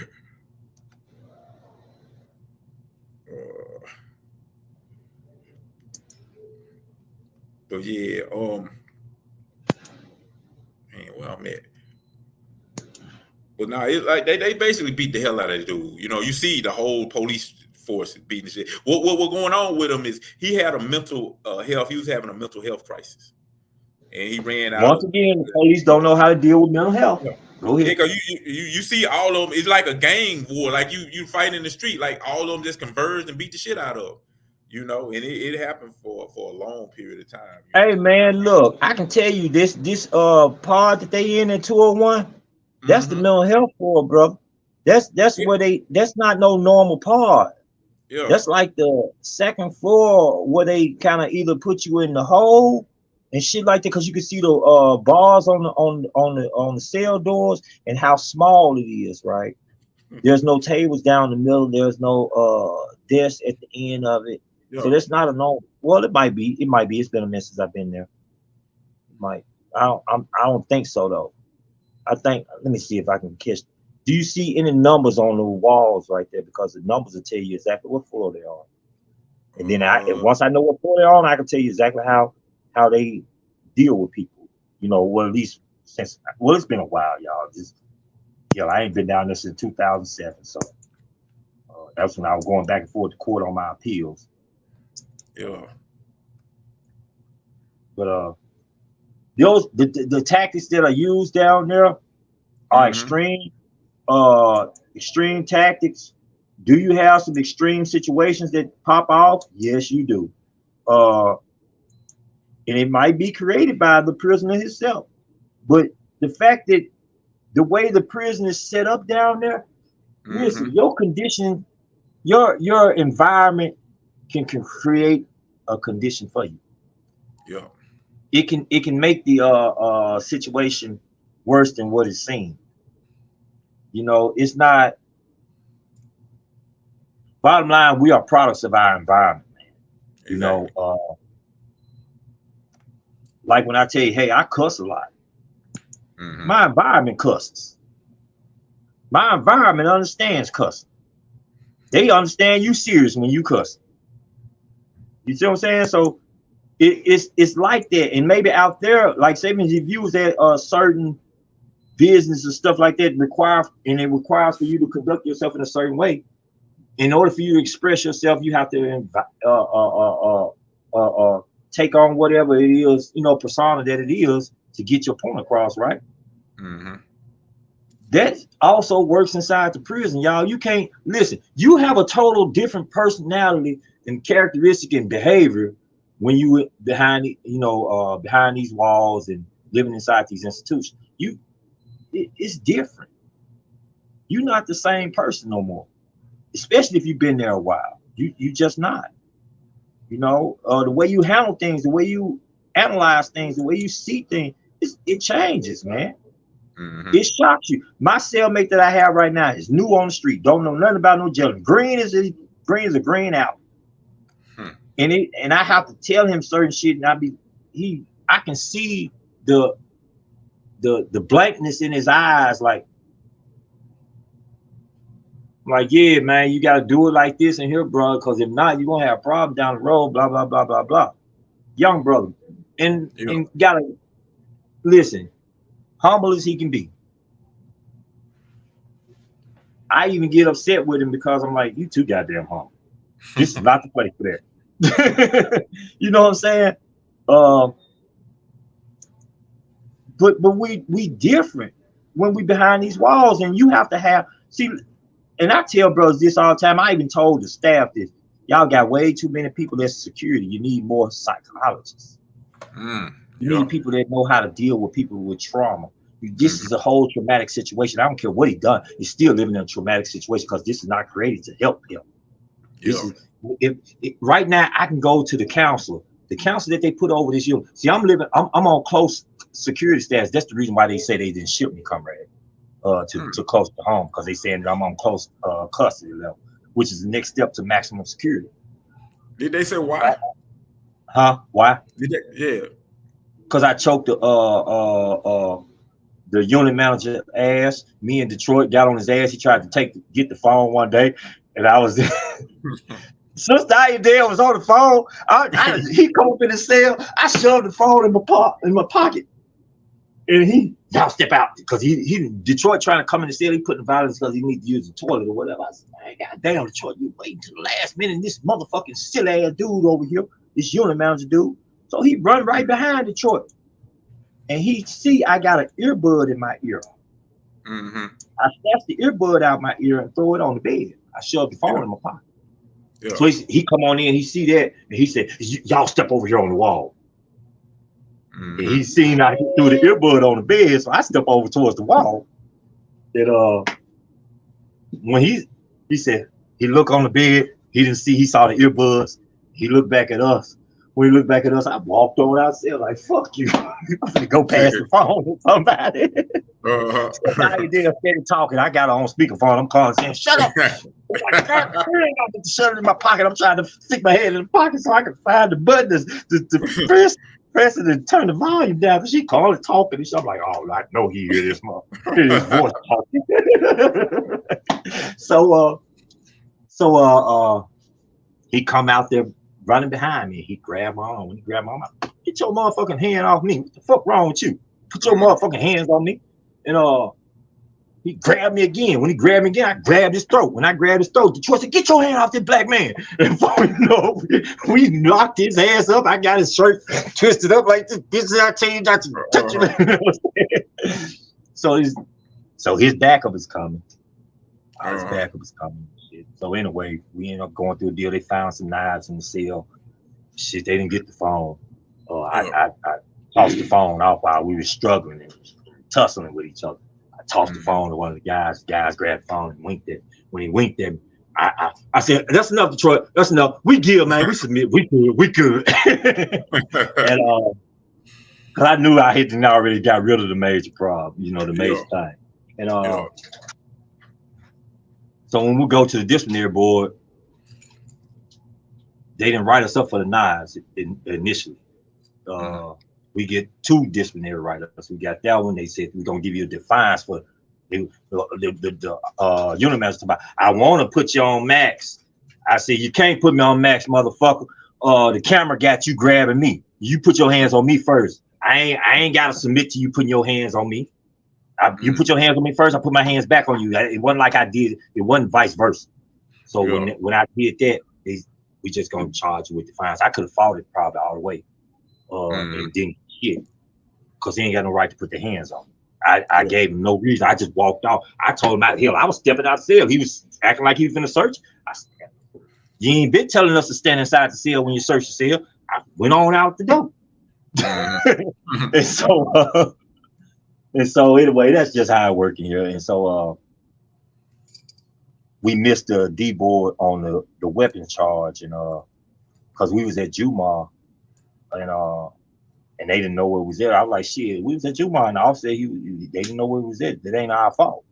So he said, well, I'm gonna find both of y'all guilty because you didn't show up, so I'm giving you both of the charge. That immediately put me back on close status because I was once on max. So gotcha. Any weapons charge going to give me a high security level. I got you. Yeah. I'm gonna go to a couple of more of these comments real quick. Okay, hold on, comrade. Let me step out. I just put you on mute. Let me step out. Okay. All right. Well, while you stepping out doing your thing, I'm gonna be on a couple of these. Read a couple of these comments, brother. Zombie, how you doing, comrade? Good to see you again. A constant diet of cop agenda, cop shows, cop court shows, etc. Cripple our people's ability to distinguish who is friend or foe based on psychologically in this dysfunctional effects, in the dysfunctional effects of slavery. Man, that's a really good point because, I mean, when you look at the propaganda of the system, especially when doing these cops, I mean, they glorify police brutality. I mean, you look at a lot of the shows that we look and we like all these cop shows, or any of them, they brutalize the so-called suspect, the so-called victims. I mean, the so-called suspect, the people who they supposed to be after, and they normalize it and they make it cool. They make it in a way where you look at that's the necessary thing to do. Police brutality is necessary in order for you to get the job done, and they do that by taking some talented charisma field actor and putting them in a role as a police, and they go in and then they just brutalize people. You know, just beat the hell out of people in order to save the case, to save the day, and it's perceived as a heroic thing. So yeah, it's a real conditioning that they put us under, real propaganda machine that attacks us on all level, to the point where we don't know how to navigate the waters correctly. We have to separate ourselves from their propaganda machine, from their media institutions, from their school systems, and get a different type of training, get exposed to a different type of propaganda, get different type of information, so we can reprogram ourselves, so we can act in a way that is in our best interest. And this is something, you know, this propaganda machine is something that we've been exposed to and attacked by for centuries, not just like decades, but centuries. And we passed it down through generation through generation through generation. So, you know, it's a serious enemy that we under. That's why we here with NABA, we trying to counteract some of the counter-revolutionary propaganda programming that our people are bombarded with this system. So, man, in other words, what I'm saying is I agree with you, comrade. I said all of that just to say I agree with you, comrade. So thank you for that comments, Melly Queen. Also, Zumbi, exactly, comrade. We are conditioned into accepting these egregious acts against our people. We accept it because it is all we know.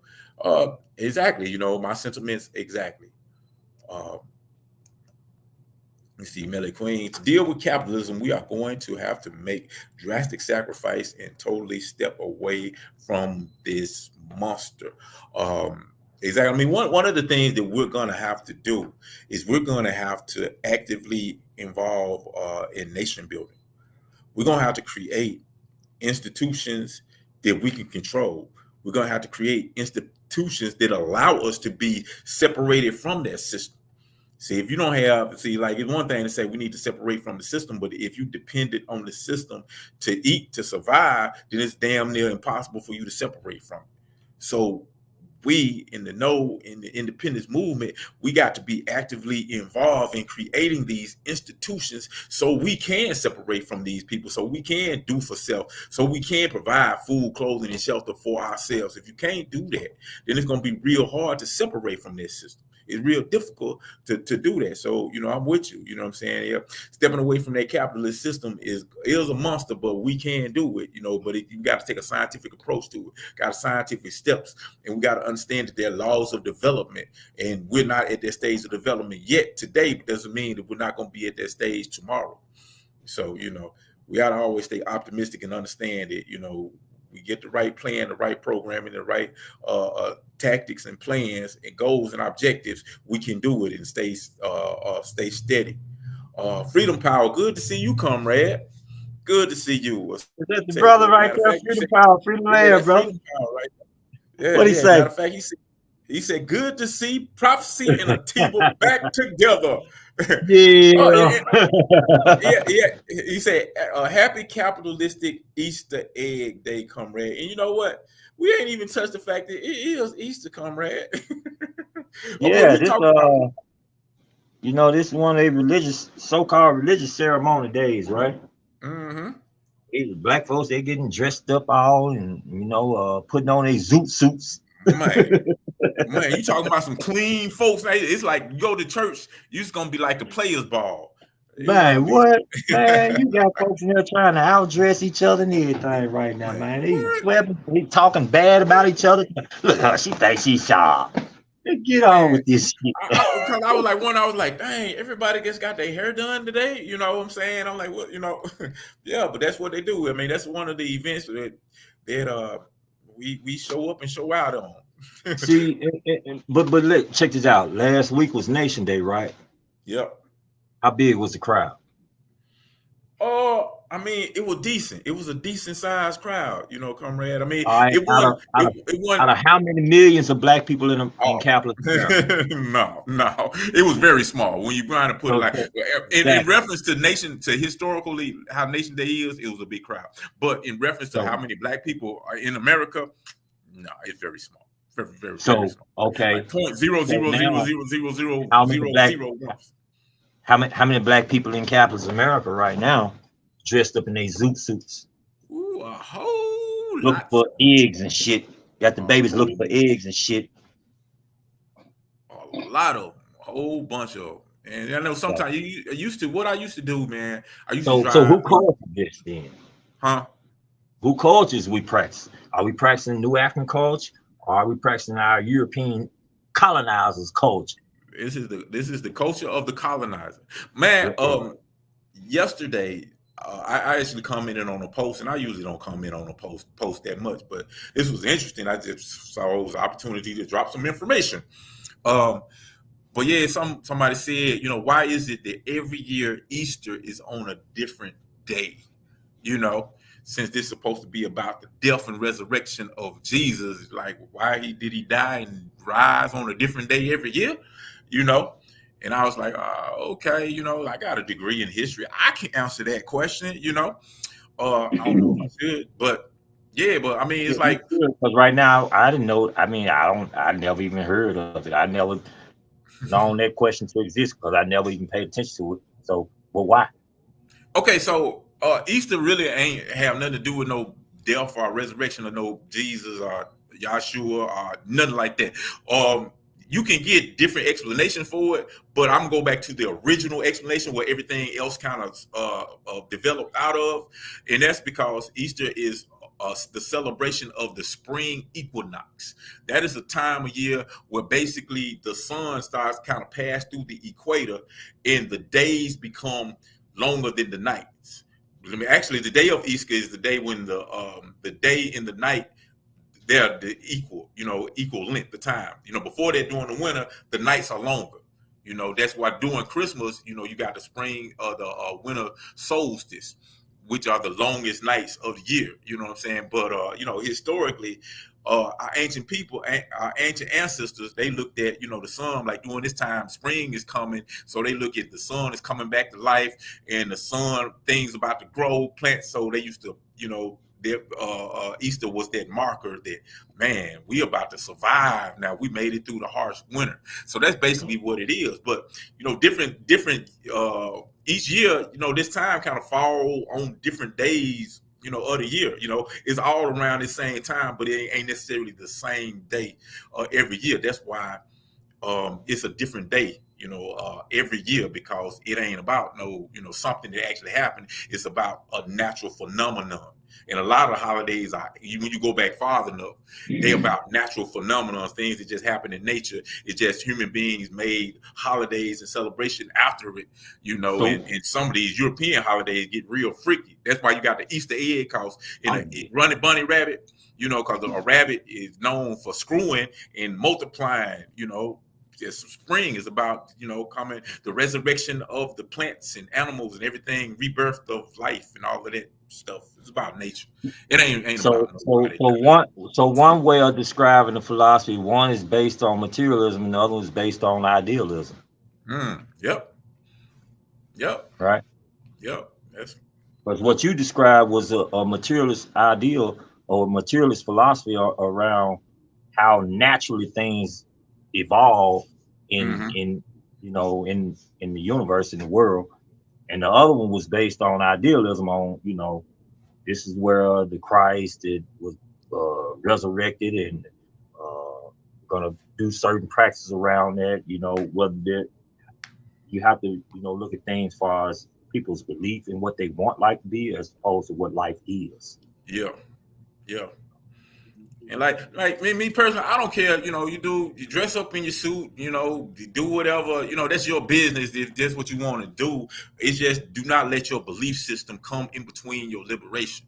And that's all I always say. If you want to go to church and buy $1,000 suit, that's on you. But when you come back, you need to get some of that money and use it towards your liberation. You need to use some of your energy toward the liberation, and don't let your belief system, just because I choose not to do that, prevent us from working together in order to solve our problems within the community. That's my whole take on the whole thing. So believe what you want to. Just what up? Do you believe that people who have those religious backgrounds actually can bring forth a liberation struggle? I mean, I what I'm saying, not because they're forced to, but because of a planned act that they chose to have, got liberate. I think there's a certain the thing about it, with them beliefs. The beliefs are so diverse. You know what I'm saying? Because every Christian don't believe the same way. You know what I'm saying? Because when you break it down, Nat Turner was a Christian. You know what I'm saying? Hey, I'm with that type of Christianity all day. You know what I'm saying? And his theology came directly from the Bible.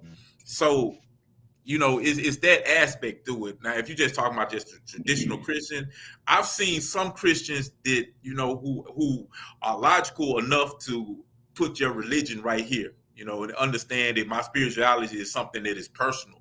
When you look at it as a personal thing, then you can believe in anything, because This it's just what you're this saying, that's correct? that's the point that I'm getting towards, right? A lot of our conscious brothers and sisters who do have a religious foundation, uh, they tend to convert people according to their religion, and they are not converting people towards the liberation of new African people or Yeah. black people in general. You know what I'm saying?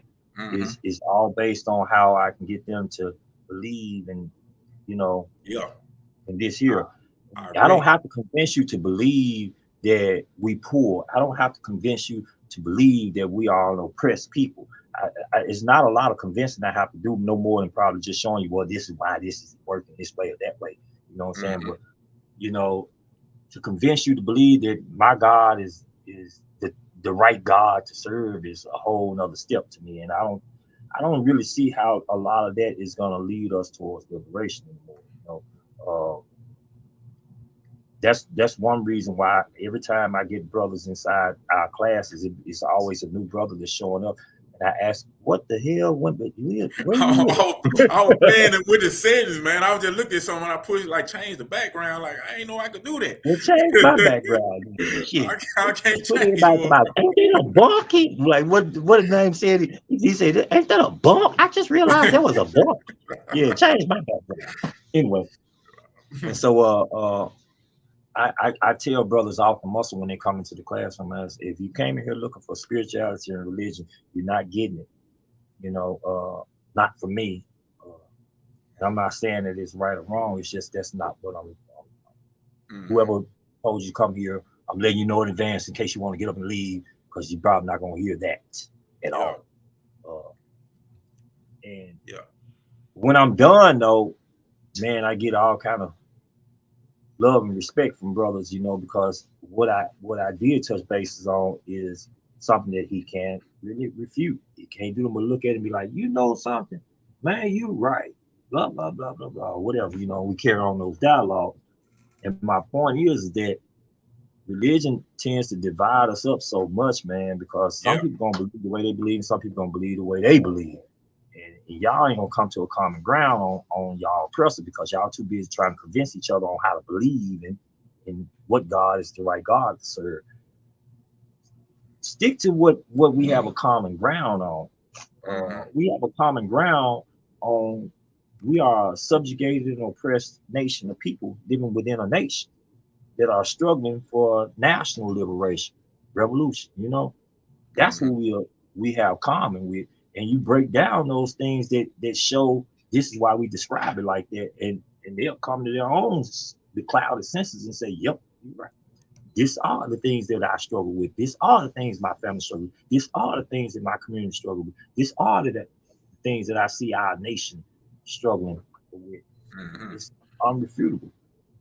Yeah. I I mean, just brought it up because we dealing with this Easter Sunday thing, and I'm pretty sure that there are some that don't celebrate Easter, and there are some that do. And yeah. I spoke, I said, well, how many masses of African people over here in America you think maybe be practicing that right now? And surely it's more than that came to the Nation Day celebration. Surely it's Yeah. more than profess to be Muslim or whatever. You know what I'm saying?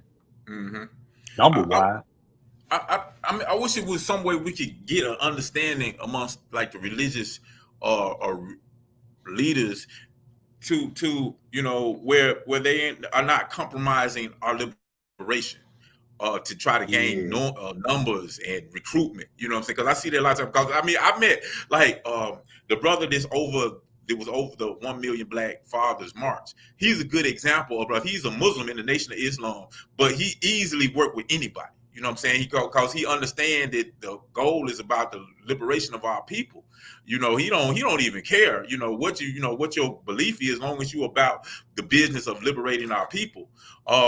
And so, you know, when I was just on some of the on some of the committees, I was like, yeah. Then I met with like some of the people who kind of support him, and I saw that same, you know, that same, you know, ideology saying we gotta teach them about Islam and all of this type of stuff, you know. And I had a couple of back and forth with them about it, but I was just like, man, if we could get all the religious organization or religious leaders on the same page, because religion actually a powerful tool of control. Because if you look at the Nation of Islam, they're really successful in building institutions. You know, they got their own farm, restaurants. They've done a lot of successful things, because when you got the backing of a belief system, then people will try to run through walls because they believe in something that's bigger than them. They believe in a God concept that got their back, so they can't lose. So they able to, you know, they are willing to put forth an effort that a regular person just might not do, or not quick to do it, because be like, well, you know, that faith is a powerful thing. You know, it's a powerful motivational tool. You know. I don't have y'all witnessed this here, but it goes. I've witnessed it several times with brothers behind these walls as Muslims. And it almost had an issue this week. Detroit pulled me to the side one early morning this week. He said, "Hey man, you know we damn near got into it, man, at Ramadan, man. The brothers the Sunni brothers is showing a negative aspect about them towards us because of the nation and how it came into existence, or its foundation, or however, whatever." I'm not Muslim, so but you know, me in Detroit, we comrades, so he gonna talk to me. He was like, man, damn it, I strapped up, comrade. I'm just letting you know. It's now where I said, well, you know, I mess with you. You my comrade. You Nation of Islam. I'm not gonna fight for the Nation of Islam, brother. I'm gonna fight for my comrade. I'm gonna fight in defense for my brothers. And these brothers that are Sunni brothers are my brothers as well. You know, I'm not fighting in defense of Sunni. I'm not gonna come over here and fight y'all religion, brother. So if you can't, you like, brother, I'm just letting you know. I said, cool, I respect that. But why y'all worked it out? You're like, yeah, we worked it out, but I'm telling you this is what happened, you know, this. And it's because these brothers are upset because the Crips are coming in numbers more towards the Nation Islam services and supporting it more so. And they was, you know, the Sunnis was like, brother, y'all practicing shirk, which I guess means some form of false Islam or something. I don't know what it actually. I never really even asked the question of it. It's Arab for something. But I told him, I said, man, look, one thing about the Crips, man, they show up at my service in numbers. The only ones probably don't show up in numbers is G's, right?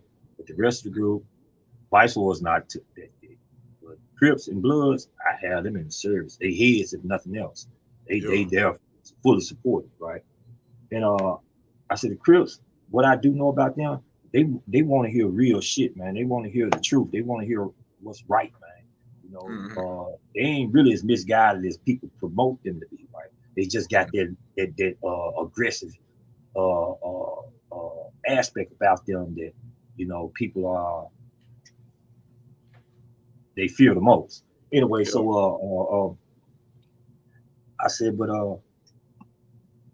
I tell Detroit, which is I tell both of the brothers this Nation Islam that represent them, and then I tell a few of the Sunni brothers. I said, let me tell y'all something.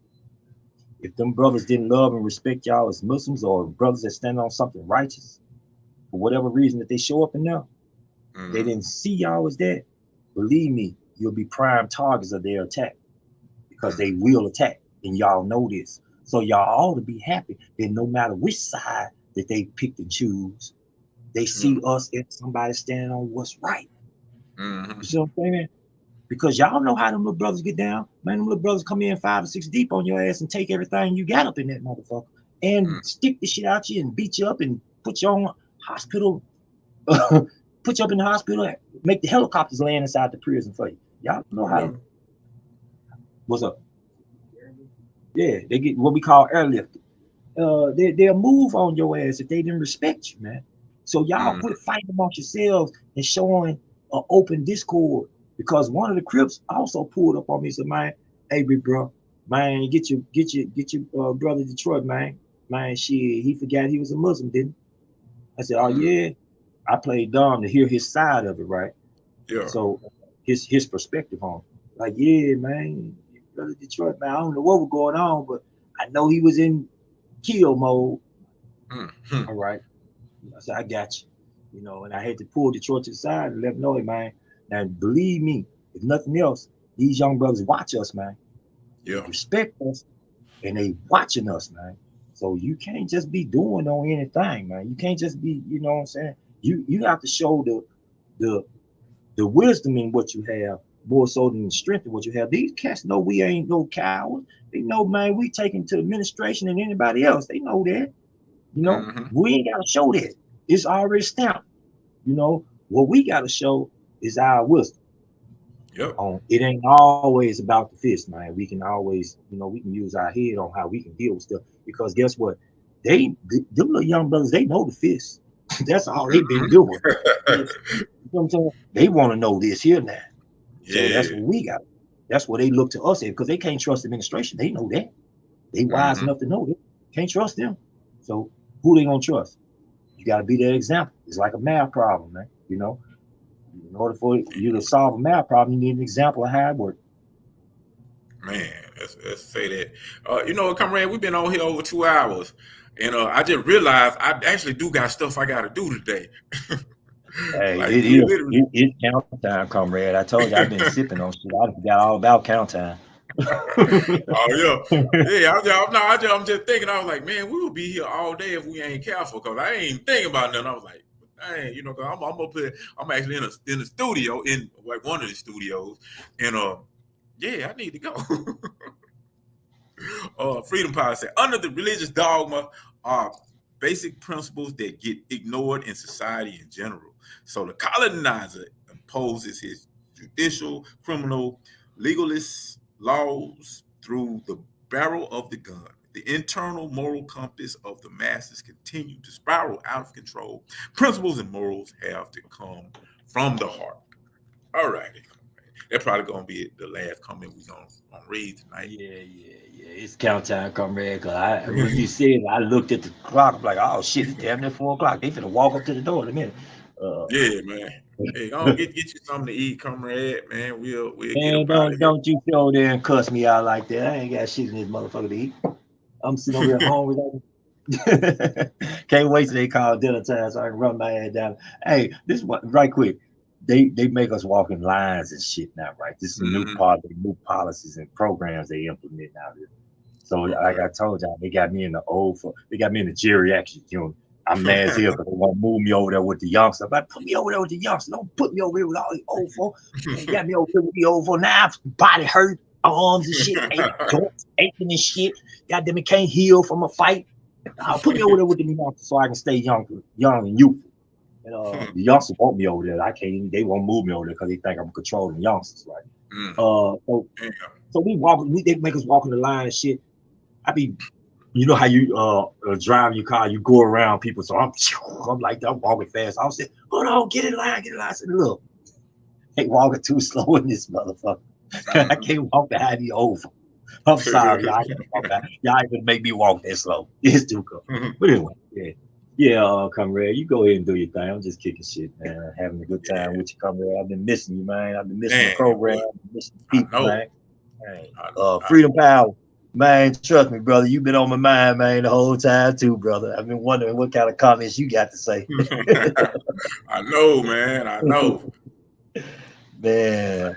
I know. I was on George Jackson radio once, and he was like, and he had called in. He was just like, man, I just got to tell you, the conversation between comrades is brilliant. I'm like, that's what's up, man. But anyway, man, it's time What for he us to get said. up That what out they of here. said. And what Freedom Power said when he had called in Okay. at the George Jackson Radio. But yeah, man, I see confidence. Chizoro OKK, respect from Jacksonville, Florida, Gullah Haiti division. Free the land. That's right, Free the comrade. land, free the land. Man, Yeah, free the land for all y'all out there, man. Thank y'all for staying with the program, even though I was gone and I felt like Prophecy couldn't do this shit on his own. I couldn't. I'm like, hey, I had 2 episodes. I was like, yeah, I'm this off the chain. After that third one, I was like, man, somebody help. I'm tired of talking to myself. That's how. Look, listen, comrade. I got to give it to you, man. Thursday night, I stayed on there. I don't know, a few minutes after you had left, but I was like, man, I got when I was look. I'm not gonna play this game with y'all. I'm not gonna sit here and feel like I'm talking to my damn self, because that's how I feel. Because a lot of times maybe the listeners might be on there just listening, and they may not be just commenting back to back to back. So I'm gonna try to go in there and look at the comments, so I might build off what they saying. But I don't see no comments for a while. And after I got to talking, I'm like, shit, what else to talk about? I don't even know if anybody on here with me and shit. I ain't finna be made to look like no damn idiot up here just talking to myself. I tell up here sleep and shit. Anyway. Man, you held it down though, But comrade. You held it down. Point being is that I'm saying to you, comrade, man, hey, you good, brother. You're a brilliant brother. You can do this shit on your own. Oh yeah, you damn good. Because I can't do it. I don't say I can't do it. I won't do it. You can do it. You can. I can't do it. I said I won't do it. Yeah. I change my words up there. I won't do that. Yeah. I know like that first episode, I was kind of fired up. I had a lot of shit I wanted to talk about. And I was like, oh shit, I'm kind of good at this, man. The next episode, it was a little, less fired. By the third episode, I was like, man, damn, Team, where you at? But that's all what's up, man. But man, let's go on get up out of here, man. Check out us. I don't know if, cause I know the sisters, they kind of recuperating from Nation Day. They had so much they had to do, and I know Ayo Deli, she going out of town. I think Sai might be going out of town too. So I don't know what's. I haven't even heard from them since they've been back. Oh yeah, they them sisters put in some work. I gotta commend them. They put in some work for Nation Day, for real. And cause man, man, I'll tell you something that happened to them real quick. They had an Airbnb, right? And on their way down to South Carolina, the Airbnb called and canceled they place to stay. They ain't have nowhere to stay, And so it's like they had to get some kind of place, and they were supposed to cook. They ain't had no kitchen or nothing like that. But fortunately, me and Akin, we had us a nice place. It was me, Akin, Babalu Carter, General Rashid, and Bo Money. We all had us a place together, and it was actually a nice place, man. I ain't used to staying in nice places like that. I'm used to struggling. We had a lake in the back and everything.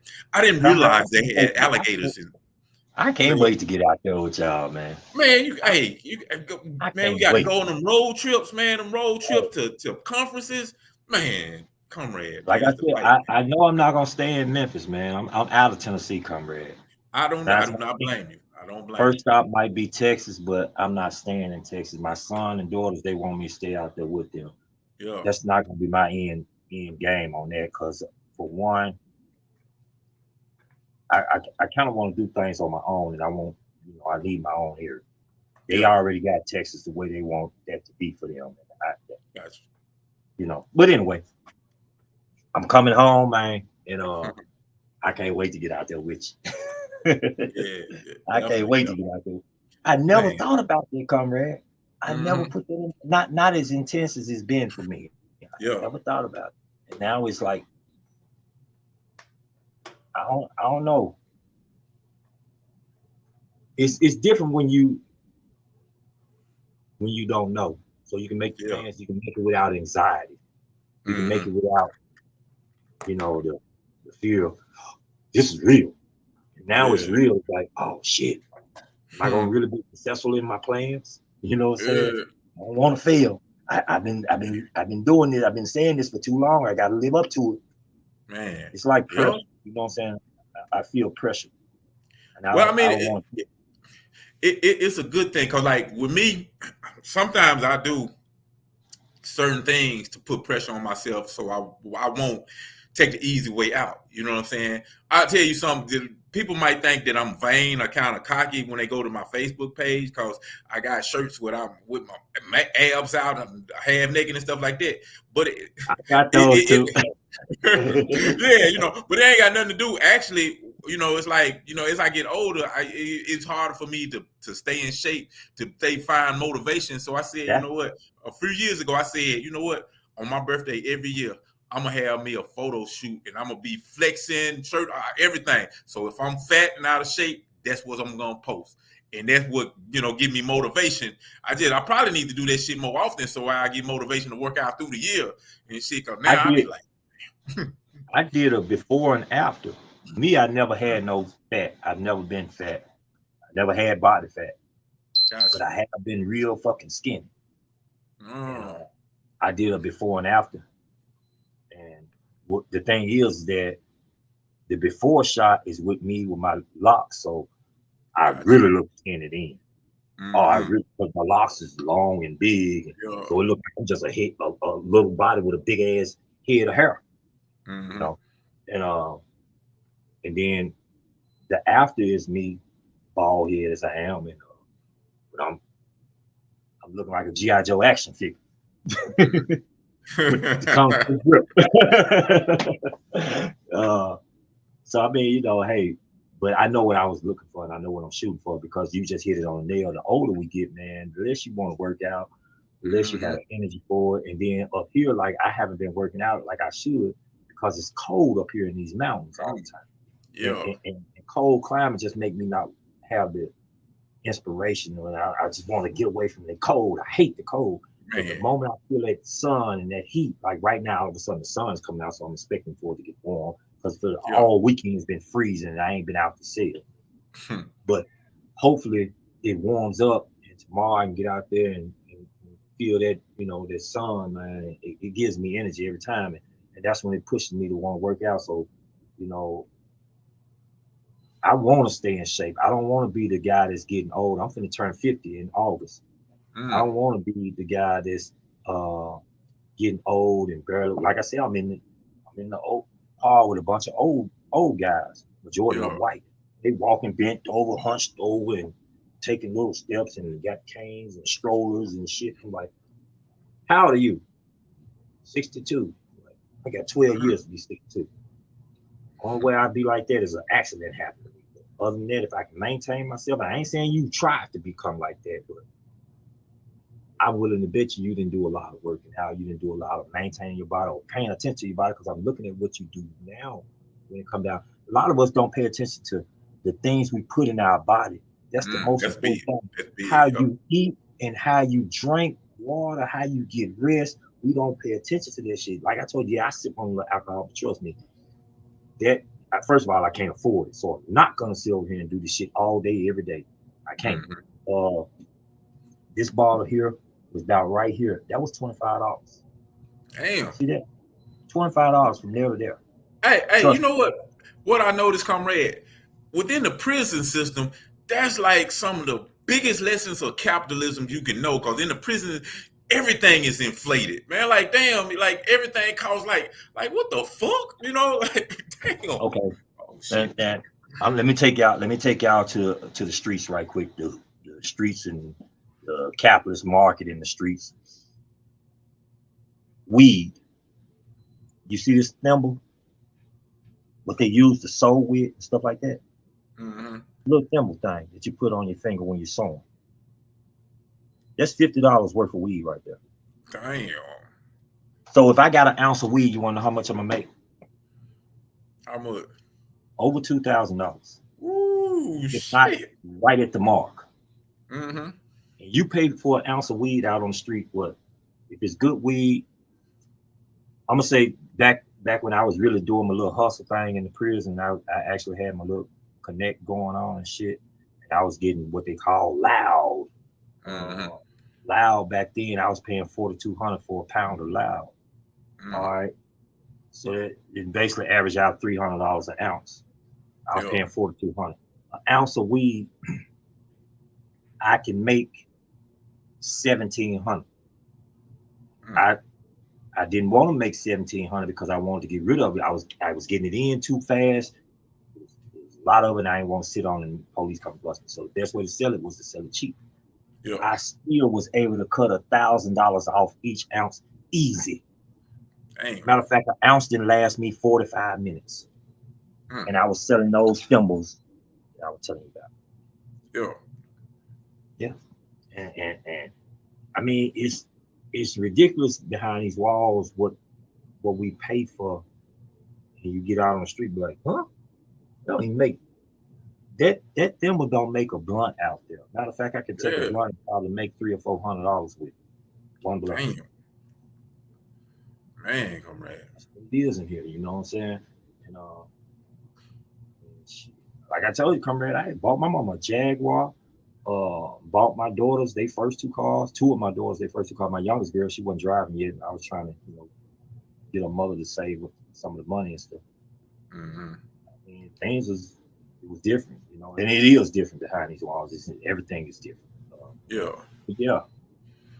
Yeah, comrade, we're gonna be on here all night. We'll start a whole other conversation all over.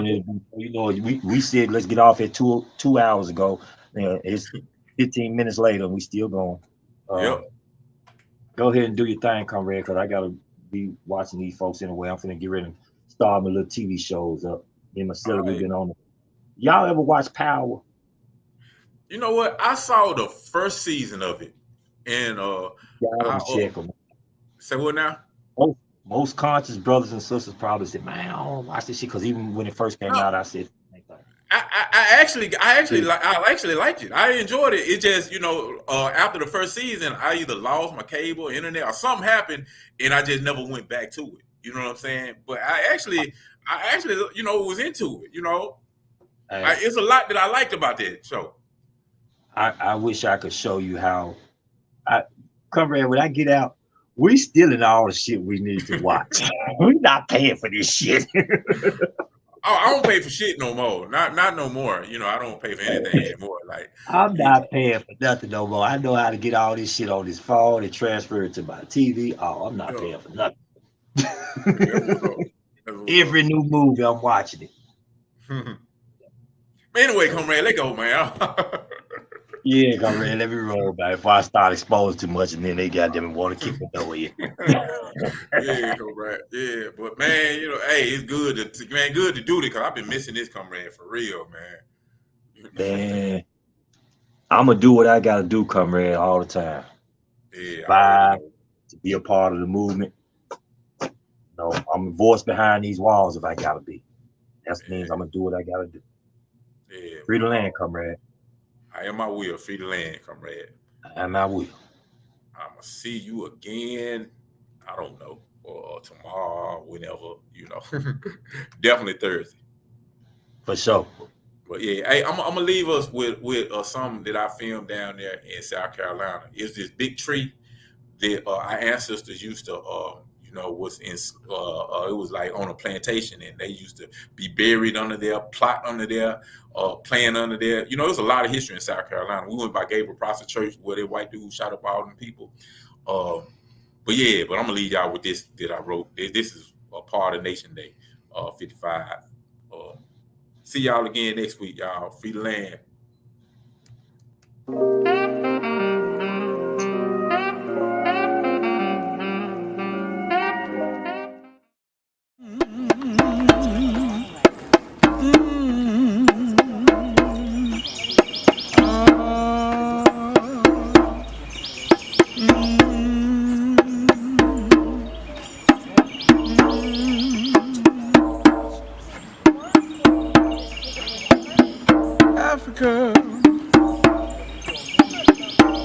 Africa. My name is Kwaku DC, and I'm one of the brothers on Johns Island here. Okay. And what I do a combination of things, but I participate in a lot of Afrocentric programs and to help wake our people up. A lot of people don't know. And trying to make us a better people and be the people that we're supposed to be. Understand that this is a tree that our ancestors, who was on John's Island, the tree was a place that we buried our people, had ceremonies around this tree in order to honor our ancestors, worship them. But a lot of people don't know it because through history things have been watered down and forgotten about.